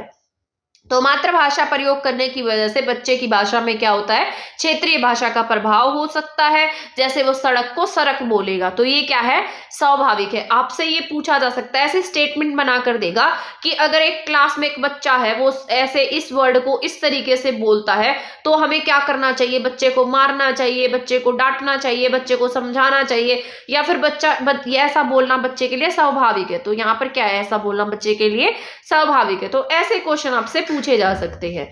इसके बाद यहाँ पर नेक्स्ट पॉइंट पर चलते हैं। हम कक्षा में मातृभाषा और बहुभाषिता को कक्षा में स्वीकार करते हैं। तो ये एक इंपॉर्टेंट पॉइंट हो जाता है आपका कि हम क्या करेंगे बच्चे की मातृभाषा को, इसके साथ साथ वो जो बहुभाषिता यानी कि बहुत सारी भाषाएं बोलता है उसको क्या करेंगे, हम कक्षा में स्वीकार करेंगे। ये नहीं है कि बच्चे को मारेंगे, डांटेंगे, फटकारेंगे, घर भेज देंगे, ये सारी बातें नहीं करनी है। आपको जहां भी मारने से रिलेटेड वर्ड दिखाई दे, डांटने से रिलेटेड वर्ड दिखाई दे, ऐसे वर्ड्स से आपको बचना है। वो आपके एग्जाम में कभी भी आपका आंसर नहीं होगा, ठीक है ना। तो ये सारे कीवर्ड्स होते हैं, आपको इन वर्ड से बचना होता है। तो ये क्या है, हम बच्चे को कक्षा में मातृभाषा का और उसके साथ साथ बहुभाषा के रूप में क्या करते हैं, स्वीकार करते हैं, हम मानते हैं उसको, ठीक है। इसके बाद भाषा के क्या है, विविध रूप है। यहाँ पर ये 3 पॉइंट है जो मैंने आपको इंग्लिश में भी बताए हैं और ये हम हिंदी में भी पढ़ने वाले हैं। तो यहाँ पर मातृभाषा जो है वो क्या होती है, भाषा का पहला चरण है। तो आपसे पूछा जा सकता है भाषा का पहला चरण क्या है, राष्ट्रभाषा है, राजभाषा है, गृह भाषा है या मातृभाषा है। तो आप क्या टिक करेंगे, उसमें पहला मातृभाषा को टिक करेंगे यानी कि मदर टंग को। इसके बाद राष्ट्रभाषा हमारी कोई भी नहीं है, हमारी राजभाषा है। ये हमारे कॉन्स्टिट्यूशन में भी लिखा गया है, हमारे संविधान में भी राजभाषा की बात कही गई है। आर्टिकल 343(1) जो है वो किसकी बात करता है, राजभाषा की बात करता है, राष्ट्रभाषा की बात नहीं करता है। आपके यहाँ पर कोई भी राष्ट्रभाषा नहीं है बल्कि राजभाषा है। हमारी ऑफिशियल लैंग्वेज जो है वो क्या है, हिंदी है। तो याद रखना है राजभाषा क्या है, हमारी हिंदी है। लेकिन इसके साथ साथ जो हमारा जैसे जब हमारे यहाँ पर लैंग्वेज वगैरह को लेकर डिबेट चल रही थी तो हमने इंग्लिश को भी रख लिया, क्योंकि साउदर्न रीजन में क्या बोली जाती है, इंग्लिश बोली जाती है और नॉर्दर्न रीजन में हिंदी बोली जाती है। तो साउदर्न वाले बोलने लगे कि आपने इंग्लिश को इंपोर्टेंस क्यों नहीं दी, तो हमने इंग्लिश को क्या बना दिया, एसोसिएट लैंग्वेज बना दिया है, ठीक है ना, जो सहायता करती है हमारी किसी काम को करने में। तो इंग्लिश क्या है, अकॉर्डिंग टू एसोसिएट लैंग्वेज के अकॉर्डिंग ये क्या है, ऑफिशियल लैंग्वेज के अकॉर्डिंग ये हमारी क्या है, यहाँ पर एक एसोसिएट लैंग्वेज की तरह काम करती है, यानी कि एक सहायक भाषा की तरह काम करती है। इसके बाद भारत 1963 के OLA एक्ट के तहत आर्टिकल 343(a) हिंदी क्या है, भारत की राजभाषा है। तो ये याद रखना है, हिंदी क्या होगी, भारत की क्या होगी, राजभाषा होगी। इसके बाद अगर हम मानक भाषा की बात करते हैं तो ये शिक्षा और कार्यालय प्रयोग की भाषा है, ठीक है ना। तो मानक भाषा क्या है, स्टैंडर्ड लैंग्वेज क्या है, जो हमारे ऑफिस में यूज की जाती है वो क्या होती है, स्टैंडर्ड भाषा है। जैसे एसोसिएट लैंग्वेज मैंने आपको बताया था, उसको हिंदी में अगर बोला जाए तो हिंदी में उसे क्या कहेंगे, मानक भाषा कहेंगे, ठीक है ना। तो मानक भाषा क्या है, हमारी इंग्लिश है। तो ये अगर मान लो आपने हिंदी में नहीं पढ़ा है तो आप कैसे डिफाइन करेंगे कि इस वर्ड की हिंदी क्या होगी, क्योंकि ये तो थोड़े डिफिकल्ट वर्ड्स है। तो एसोसिएट लैंग्वेज को हम हिंदी में क्या कहते हैं, मानक भाषा कहते हैं, जो शिक्षा व कार्यालय यानी कि जो हमारे एजुकेशन में, हमारे ऑफिस में यूज होती है वो क्या है, हमारी मानक भाषा है। राजभाषा हमारे आर्टिकल 343(a) में है, राजभाषा हमारी हिंदी है। मातृभाषा की बात करेंगे तो वो हमारी, जो हम घरों में बोलते हैं वो हमारी मातृभाषा होती है। इसके बाद हम चलते हैं भाषा सीखने के चरण क्या क्या हैं, ठीक है ना। तो यहाँ पर अब हम नेक्स्ट पॉइंट पढ़ने वाले हैं, भाषा सीखने के चरण क्या हैं, यानी कि बच्चा कैसे कितने चरण में सीखता है। जैसे यहाँ पर बच्चा जो है सबसे पहले कूकना सीखता है, फिर बबलाना सीखता है, फिर एक शब्द चरण सीखता है, फिर लंबे उच्चारण सीखता है। ये सारा मैं आपको इंग्लिश में पढ़ा चुकी हूँ, बट आपके हिंदी पेडागोजी में हिंदी वर्ड्स पूछे जाएंगे तो आपको हिंदी वर्ड्स पता होने चाहिए। तो यहाँ पर जो बच्चा है वो कूकना कब शुरू करता है, यानी कि कूइंग को हम हिंदी में क्या कहते हैं, कूकना कहते हैं। जो कब सीखेगा, वो 6 वीक्स में सीखता है, यानी कि 6 वीक्स में, ठीक है ना। 42 डेज में क्या सीखता है, वो कूकना सीख जाता है। इसके बाद अगर हम बबलाना की बात करें, जैसे बैबलिंग करने लगेगा, कुछ कुछ वर्ड सीखने लगेगा, तो वो बबलाना जैसे ऊ ऐसे बोलता है वो, ठीक है। तो बबलाना क्या होता है, 6 मंथ्स में होता है, ठीक है। इसके बाद हम एक शब्द चरण की बात करते हैं, यानी 1 वर्ड करके बोलता है। 1 वर्ड की स्टेज पर जब वो 1 ईयर का हो जाता है तो वो एक शब्द चरण बोलने लगता है, ठीक है। कूकना 6 वीक्स में, बबलाना 6 मंथ्स में, एक शब्द चरण जो है वो 1 ईयर में सीखता है। तो सबसे पहले मैंने आपको बताया कूकना, कूकना कब सीखता है, 6 वीक्स यानी कि 42 डेज। इसके बाद वो 6 मंथ का हो जाता है, तब क्या करता है, बबलाना सीख जाता है। एक शब्द चरण कब सीखता है, जब वो 1 साल का हो जाता है। इसके बाद वो लंबे उच्चारण कब करने लगता है, यानी कि वो सही से कब बोलने लगेगा, तो जब लंबे उच्चारण की बात करेंगे जो तो 2 से 4 साल तक का होगा, तब वो लंबे उच्चारण भी करने लगता है, ठीक है। तो यहाँ पर मैंने आपको 4 पॉइंट्स बताए हैं। सबसे पहले मैंने आपको बताया कूकना, फिर मैंने आपको बताया बबलाना, फिर मैंने आपको बताया है बबलाना के बाद हमने पढ़ा था यहाँ पर एक शब्द चरण, इसके बाद लंबे उच्चारण। तो यहाँ पर कूकना वो 6 वीक्स में यानी कि 42 डेज में। इसके बाद सेकंड में मैंने आपको बताया बबलाना, बबलाना is equal to 6 months. Third में मैंने आपको बताया शब्द चरण, शब्द चरण क्या होता है, 1 वर्ड कब होता है, यहाँ पर जब वो शब्दों का बोलने लगता है तो वो कब होगा, 1 ईयर में होता है। लंबे उच्चारण 2 से 4 साल तक, ठीक है। ये 4 पॉइंट आपको अच्छे से याद रखने हैं क्योंकि एग्जाम में आते हैं और इसमें हम कंफ्यूज हो जाते हैं। इसके बाद हम प्रोफेसर स्मिथ की बात कर लेते हैं। प्रोफेसर स्मिथ के अनुसार यहाँ पर हम कुछ पॉइंट्स पढ़ लेते हैं। जैसे 1 साल का हुआ है बच्चा तो कितने शब्द बोलेगा, 3 शब्द बोलता है। 2 साल का है तो कितने शब्द बोलता है, 272, और 5 साल में वो 2072 वर्ड्स जो है वो सीख जाता है, ठीक है। तो 1 साल में 3 शब्द, 2 साल में 272, 3 साल में 2072। तो यहां तक का ऐसा समझिए कि आपकी मोस्ट ऑफ मतलब हाफ जो आपकी पेडागोजी है वो कंप्लीट हो गई है, ठीक है। ये जितने पॉइंट मैं आपको बता रही हूँ, जितने भी पॉइंट मैंने आपको बताए हैं उसको एक बार आप रिवाइज भी कर लेना अच्छे से, जो नोट्स दिए उनको मल्टीपल टाइम्स पढ़ लेना। एंड देन इसके बाद जो मैं क्वेश्चन कराने वाली हूँ वो आप जरूर देखिएगा क्योंकि वो कहीं ना कहीं प्रीवियस ईयर बेस है। चाहे मुझे वो 1 स्टेटमेंट की फॉर्म में लिख कर लाने पड़े, लेकिन मैं आपको एक्सप्लेन करूंगी अच्छे से, वो क्लास आपके लिए बहुत ज्यादा यूजफुल रहेगी, ठीक है। तो उनको देख लेना, क्लासेस को देखकर ये मत सोचना कि ये इजी है या हम इसको बहुत आसानी से कर सकते हैं। ये आपका एक तरीके का बेस बनाएगी और आपका पेपर जो है उसमें आपको पेडागोजी बहुत ज्यादा तो नहीं पूछी जाने वाली है जैसे सीटेट में आती है, वैसे आपके यहाँ 15 मार्क्स है, ओनली 15 मार्क्स में से आपको पैसेज भी देखने को मिलेगा और इसके साथ साथ पेडागोजी भी देखने को मिलेगी। अगर मान लो आप सिर्फ पेडागोजी में ही उलझ कर रह जाते हैं तो आप अपने क्वेश्चन नहीं बाकी सब्जेक्ट को भूल जाएंगे। इसीलिए बहुत ज्यादा मत पढ़िए, सिर्फ बेस क्लियर कीजिए अपना एंड देन उनकी प्रैक्टिस करो बहुत ज्यादा, जितनी प्रैक्टिस हो सके उतनी प्रैक्टिस करेंगे और वो मैं आपको फुल एक्सप्लेनेशन के साथ में समझाऊंगी, चाहे उसका लेवल डिफिकल्ट हो चाहे ईजी हो, वहां से आप बहुत कुछ सीखेंगे। ये आपका एक बेस बन गया है। अब बेस बनने के बाद हमने क्या करना है, प्रैक्टिस करनी है क्योंकि हमारे पास एग्जाम टाइम भी कम है और इसके साथ साथ आपको ये भी नहीं पता है आपके एग्जाम में पेडागोजी कितनी पूछी जाने वाली है। तो यहाँ पर मुझे ऐसा लगता है बहुत ज्यादा नहीं रहेगी आपकी पेडागोजी। अगर वहां पर उन्होंने प्रोज दिया है, पोइट्री दी है तो उसके अकॉर्डिंग माना जाए तो आप 2 पैसेज होंगे ऐसे तो, एंड देन 5 मार्क्स की आपकी पेडागोजी रहेगी। या फिर ऐसा हो सकता है 6 to 7 मार्क्स की आपको पेडागोजी देखने को मिल जाए एंड 6 to 7 वो मिल जाएंगे, तो हाफ हाफ लगाकर चल सकते हैं। और 6 to 7 मार्क्स के लिए बस आप इतना भी कर लेंगे ना तो भी सफिशिएंट रहने वाला है, ठीक है।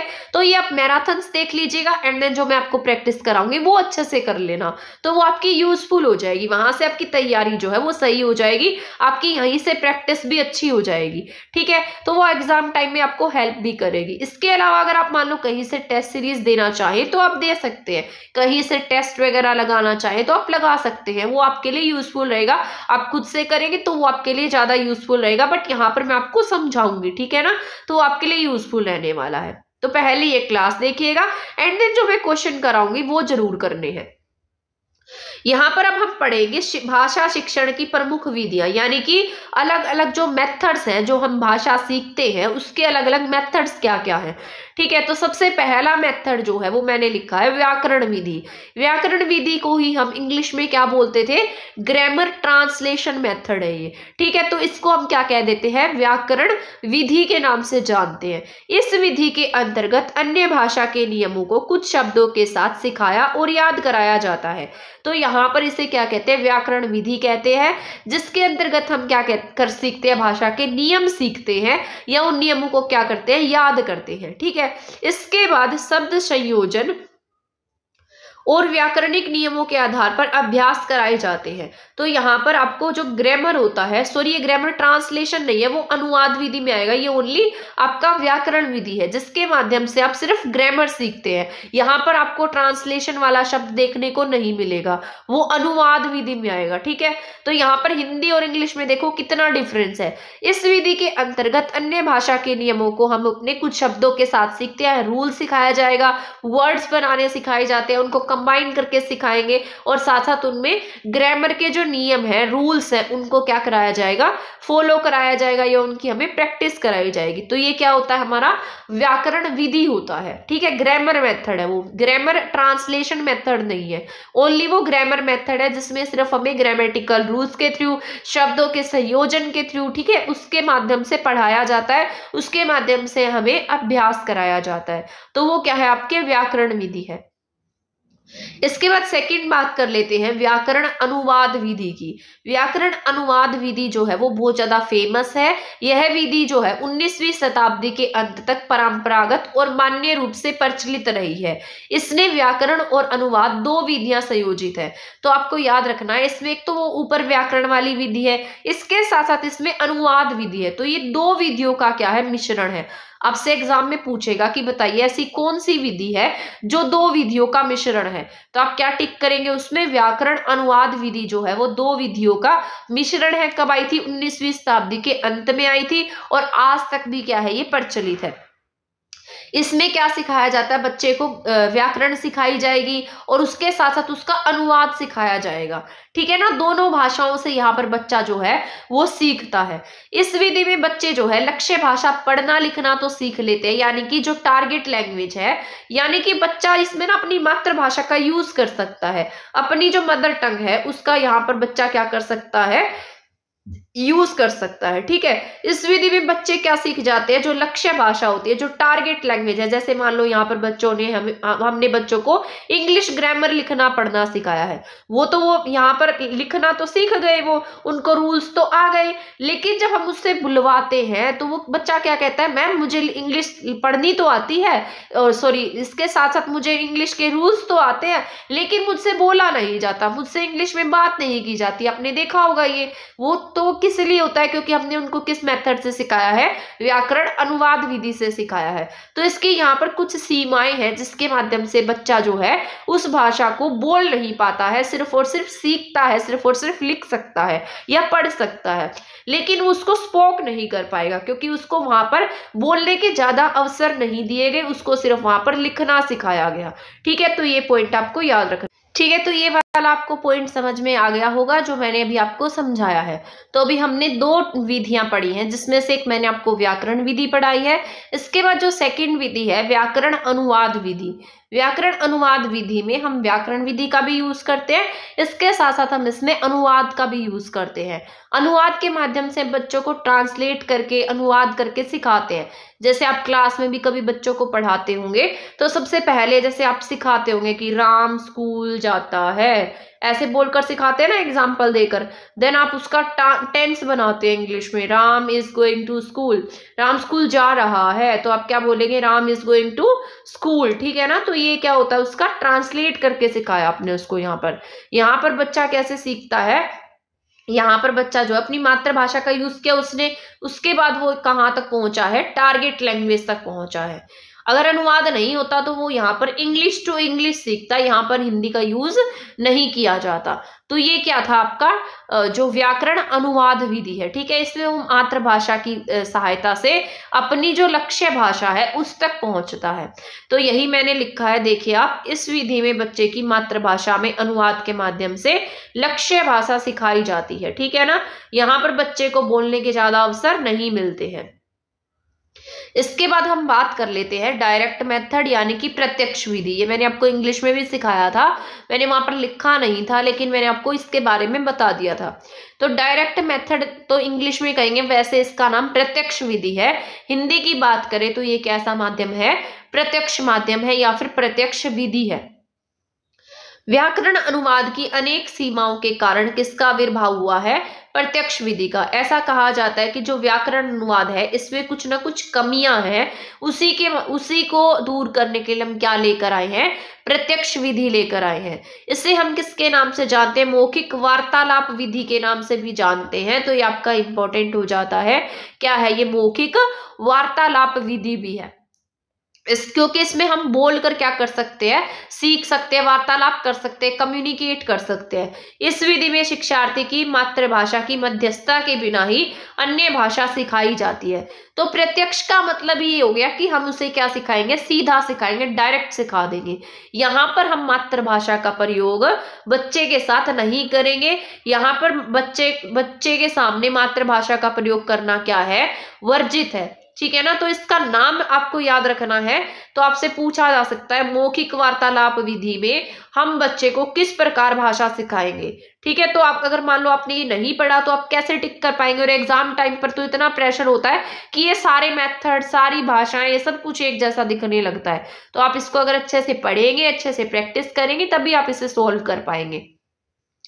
तो यहाँ पर क्या लिखा है, इसमें मौखिक वार्तालाप विधि, मतलब इसको क्या कहा जाता है, मौखिक वार्तालाप विधि भी कहते हैं। इसमें क्या होता है, हम बिना मातृभाषा की सहायता के बिना बच्चे को उसकी दूसरी भाषा सिखा देते हैं, टारगेट लैंग्वेज तक पहुंचा देते हैं। यहाँ पर मातृभाषा का क्या होता है, प्रयोग बैन होता है, हम यहाँ पर वर्जित होता है, हम यहाँ पर मातृभाषा का प्रयोग नहीं कर सकते। इसका दूसरा नाम अगर पूछेगा तो आप क्या टिक करेंगे, मौखिक वार्तालाप विधि, ठीक है।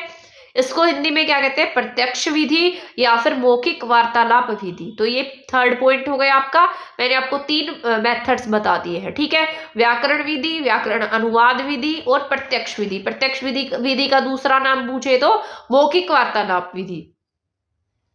इसके बाद अगर हम तीसरे पॉइंट पर चलते हैं, इस विधि में बच्चे की मातृभाषा का प्रयोग नहीं किया जाता, केवल लक्ष्य भाषा को क्या बनाया जाता है, यहाँ पर आधार बनाया जाता है। तो बच्चे की जो लक्ष्य भाषा होती है वही क्या होती है, यहाँ पर आधार होती है। वही यहाँ पर फर्स्ट लैंग्वेज है, वही यहाँ पर सेकंड लैंग्वेज है, क्योंकि यहाँ पर सिर्फ यूज किसका हो रहा है, लक्ष्य भाषा का ही यूज हो रहा है। और लक्ष्य भाषा का यूज करके ही वो किसी और भाषा को सीख रहा है।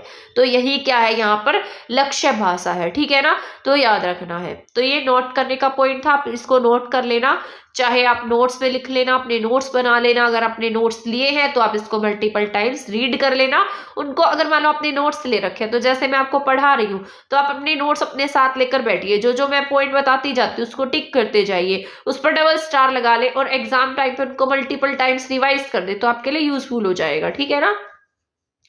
इसके बाद अगर हम फोर्थ पॉइंट की बात कर लेते हैं, फोर्थ पॉइंट है सम्मिश्रण विधि। सम्मिश्रण विधि क्या होती है, ये आपको याद रखना है।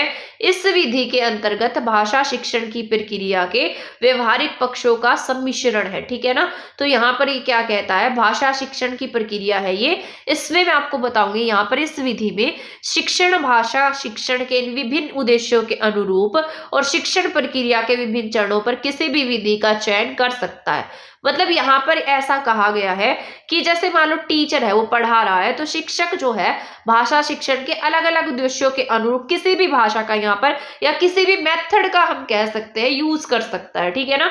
तो यहाँ पर अलग अलग स्टेजेस होती है जिसमें हम बच्चे को सिखाते हैं और उसके उद्देश्य तक लेकर जाते हैं, लेकिन इसमें हम किसी भी मेथड का यूज कर सकते हैं। मिक्सचर टाइप की विधि होती है, तो इसका नाम ही सम्मिश्रण विधि है। तो सभी विधियों का क्या है, ये मिश्रण है। यहाँ हम किसी भी विधि के माध्यम से बच्चे को उसके, तो यहाँ पर हम किसी भी मेथड के थ्रू यहाँ पर हम बच्चे को क्या कर सकते हैं, उसके उद्देश्य तक पहुंचा सकते हैं।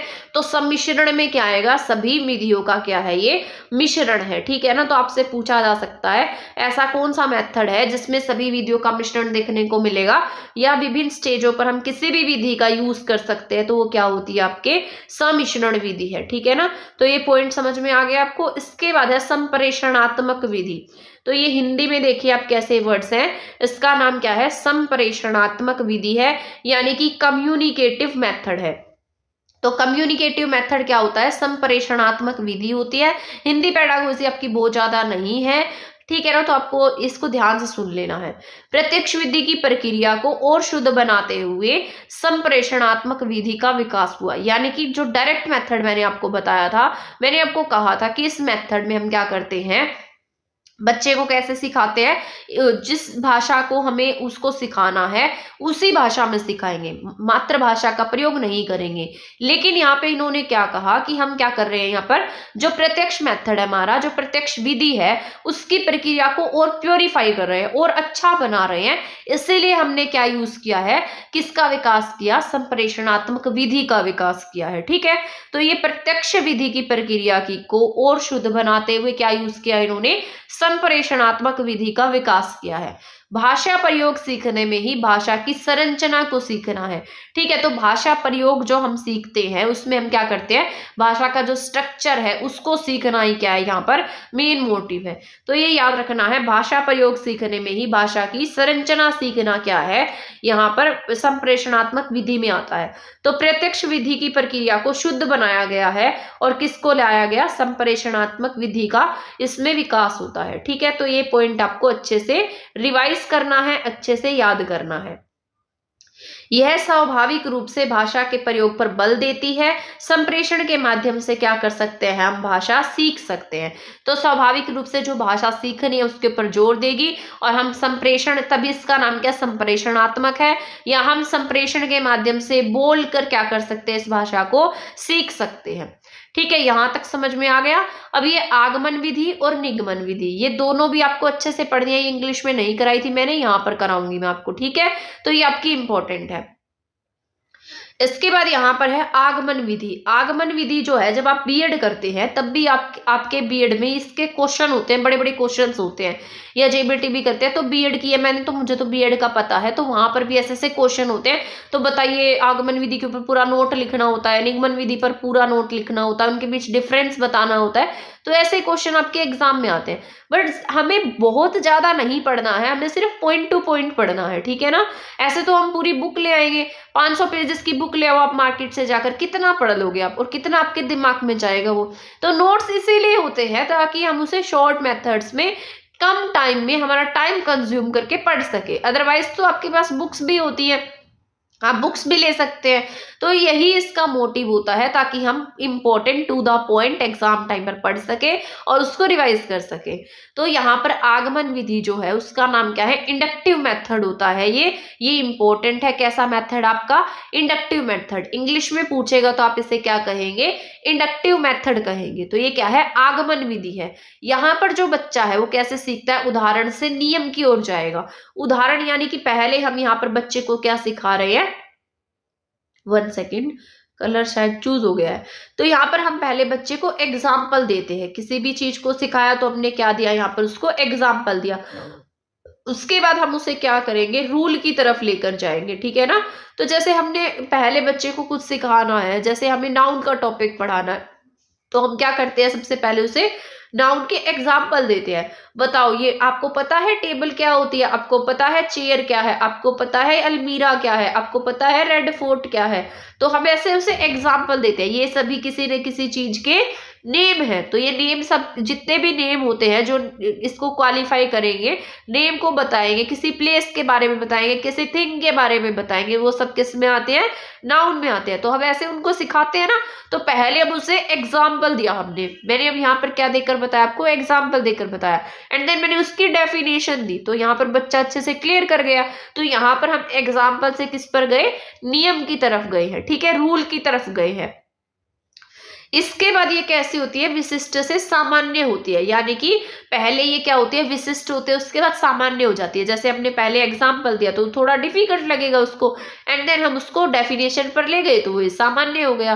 तो हम यहाँ पर उसको विशिष्ट से सामान्य की तरफ लेकर जाते हैं, ज्ञात से अज्ञात की ओर लेकर जाते हैं। तो ये क्या है, आगमन विधि है, यानी कि इंडक्टिव मेथड है। यहाँ पर पहले क्या आया है, जैसे हमने यहाँ लिखा है, पहले संज्ञा के उदाहरण, बाद में उसका रूल बताया, ठीक है, बाद में उसकी डेफिनेशन दे दी हमने उसको। तो यहाँ पर ये किसका माध्यम है, ये आगमन विधि है, ठीक है। तो याद रखना है, आ से याद रखेंगे उदाहरण, ठीक है, ऐसे याद रख लेना। आगमन, आगमन किसका क्या, उदाहरण का आगमन किया है, ठीक है। तो आगमन विधि में क्या होता है, पहले एग्जाम्पल होते हैं एंड देन रूल होता है, पहले उदाहरण फिर रूल, ठीक है, याद रखना है आगमन विधि। ये एग्जाम में कंफ्यूज करने वाले क्वेश्चंस हैं, अदरवाइज आपको इसको अच्छे से पढ़ लेना है, ठीक है। निगमन विधि की बात कर लेते हैं। तो निगमन विधि जो होता है, रूल टू एग्जाम्पल जाता है, यानी कि पहले हमने उसे क्या सिखा दिया, रूल सिखा दिया, बाद में हम उसे किसकी तरफ ले गए, एग्जाम्पल की तरफ ले गए, ठीक है। तो पहले यहाँ पर बच्चा क्या सीख जाता है, रूल सीख जाता है। पहले हमने उसको डेफिनेशन दे दी कि कोई भी वस्तु है, थिंग है, या जो भी ऐसा है, तो वो क्या बताता है, किसके बारे में है, वो हमारी संज्ञा होती है। बाद में हमने उसे एग्जाम्पल दे दिए, जैसे जामा मस्जिद है, रेड फोर्ट है, ठीक है, चेयर है, टेबल है, ये सब क्या है, संज्ञा में आते हैं, ठीक है। तो ये सब पहले हमने क्या बताया, उसको रूल बताया है, उसके बाद हम उसे किसकी तरफ लेकर गए हैं, एग्जाम्पल की तरफ लेकर गए। तो ये कैसा मेथड था, निगमन विधि थी, ठीक है, यानी कि डिडक्टिव मेथड है, वो इंडक्टिव मेथड था, ये डिडक्टिव मेथड है, तो ये निगमन विधि है। तो यहाँ तक के हमारे जो मेथड्स थे ना, वो मैंने आपको सारे कंप्लीट पढ़ा दिए हैं। तो यहाँ तक हमारी मोस्ट ऑफ जो हिंदी पेडागोजी है वो कंप्लीट हो गई है। आगे भी पढ़ाऊंगी, थोड़ा शांति रखो, ठीक है ना। पढ़ पढ़ कर आप भी बोर हो गए होगे, 1 घंटा हो गया मुझे पढ़ाते पढ़ाते शायद आपको। तो यहाँ पर यहाँ तक जितना हमने पढ़ा है वो सारा आपको क्या करना है, रिवाइज भी करना है, ठीक है। इसके बाद हम नेक्स्ट पे पढ़ने वाले हैं जीन पियाजे के बारे में। जीन पियाजे ने क्या कहा, वाइगोट्स्की ने क्या कहा, ये सब हमारा इंपॉर्टेंट है। बहुत ज्यादा लेंथी क्लास नहीं है, थोड़ी सी देर में आपकी क्लास कंप्लीट हो जाएगी। लास्ट तक बने रहिएगा क्लास में, आपके लिए यूजफुल रहेगी और आपका सारा बेसिक जो है वो इस क्लास में कंप्लीट हो जाएगा। इसके बाद मैं आपको थ्योरी नहीं पढ़ाऊंगी, इसके बाद मैं आपको क्वेश्चन पढ़ाऊंगी, ठीक है, क्योंकि क्वेश्चन जो है वो आपकी हेल्प करेंगे और एक्सप्लेनेशन से आप उसे सीख जाएंगे। तो अभी मैं आपको जीन पियाजे पढ़ाऊंगी एंड जीन पियाजे के बाद में मैं आपको वाइगोट्स्की के बारे में बताऊंगी, दोनों ने भाषा के बारे में क्या क्या कहा है, ठीक है। तो ये हम जान लेंगे। तो अब इसके बाद हम पढ़ लेते हैं जीन पियाजे के बारे में। आपको पता है आप सीडी पे भी जीन पियाजे के बारे में पढ़ते हैं, तो यहाँ पर भी लैंग्वेज के बारे में भी जीन पियाजे ने कुछ बातें कही हैं जिसके बारे में हमारा जान लेना जरूरी है। इसके साथ साथ लेव वाइगोट्स्की के बारे में भी जानेंगे हम। तो यहाँ पर जीन पियाजे जो है, इन्होंने क्या कहा कि जो बच्चा है ना वो 2 से 6 ईयर तक क्या रहता है, ईगोसेंट्रिक स्पीच में रहता है। ईगोसेंट्रिक स्पीच क्या होती है, यानी कि वो खुद से बोलता रहता है, खुद से बातें करता रहता है, खुद की बातों को क्या करेगा, वैल्यू देता है। आपने देखा होगा छोटे बच्चे जो है वो अपने आप गेम्स खेलते रहते हैं, अपने आप बातें करते रहते हैं। तो जीन पियाजे ने उस स्टेज को क्या नाम दिया है कि वो कैसी स्टेज है, एक ईगोसेंट्रिक स्टेज है, ठीक है। और ये कब तक होती है, 2 से 6 ईयर तक होती है। इसके बाद अब हम पढ़ लेते हैं जीन पियाजे ने भाषा और विचारों के बारे में क्या कहा है, लैंग्वेज और थॉट्स के बारे में जीन पियाजे का क्या कहना है।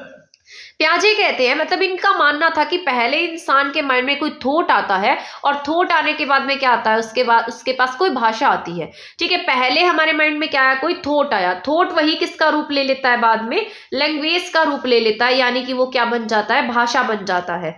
पियाजे ने कहा कि विचार से भाषा आती है, यानी कि पहले हमारे माइंड में क्या आएगा, थॉट आएगा, थॉट से क्या बनेगी, बाद में लैंग्वेज बनेगी। यानी कि पहले कहीं ना कहीं हमारे माइंड में कोई ना कोई थॉट आया, थॉट ने किसका रूप ले लिया, हमारे विचारों का रूप ले लिया, विचार यानी कि भाषा बन गए, ठीक है। विचारों ने किसको डिफाइन किया, हमारी भाषा को, ठीक है ना। तो पियाजे ने क्या कहा है कि जो विचार है, विचार से भाषा आती है और विचार भाषा को क्या करते हैं, सुनिश्चित करने का काम करते हैं।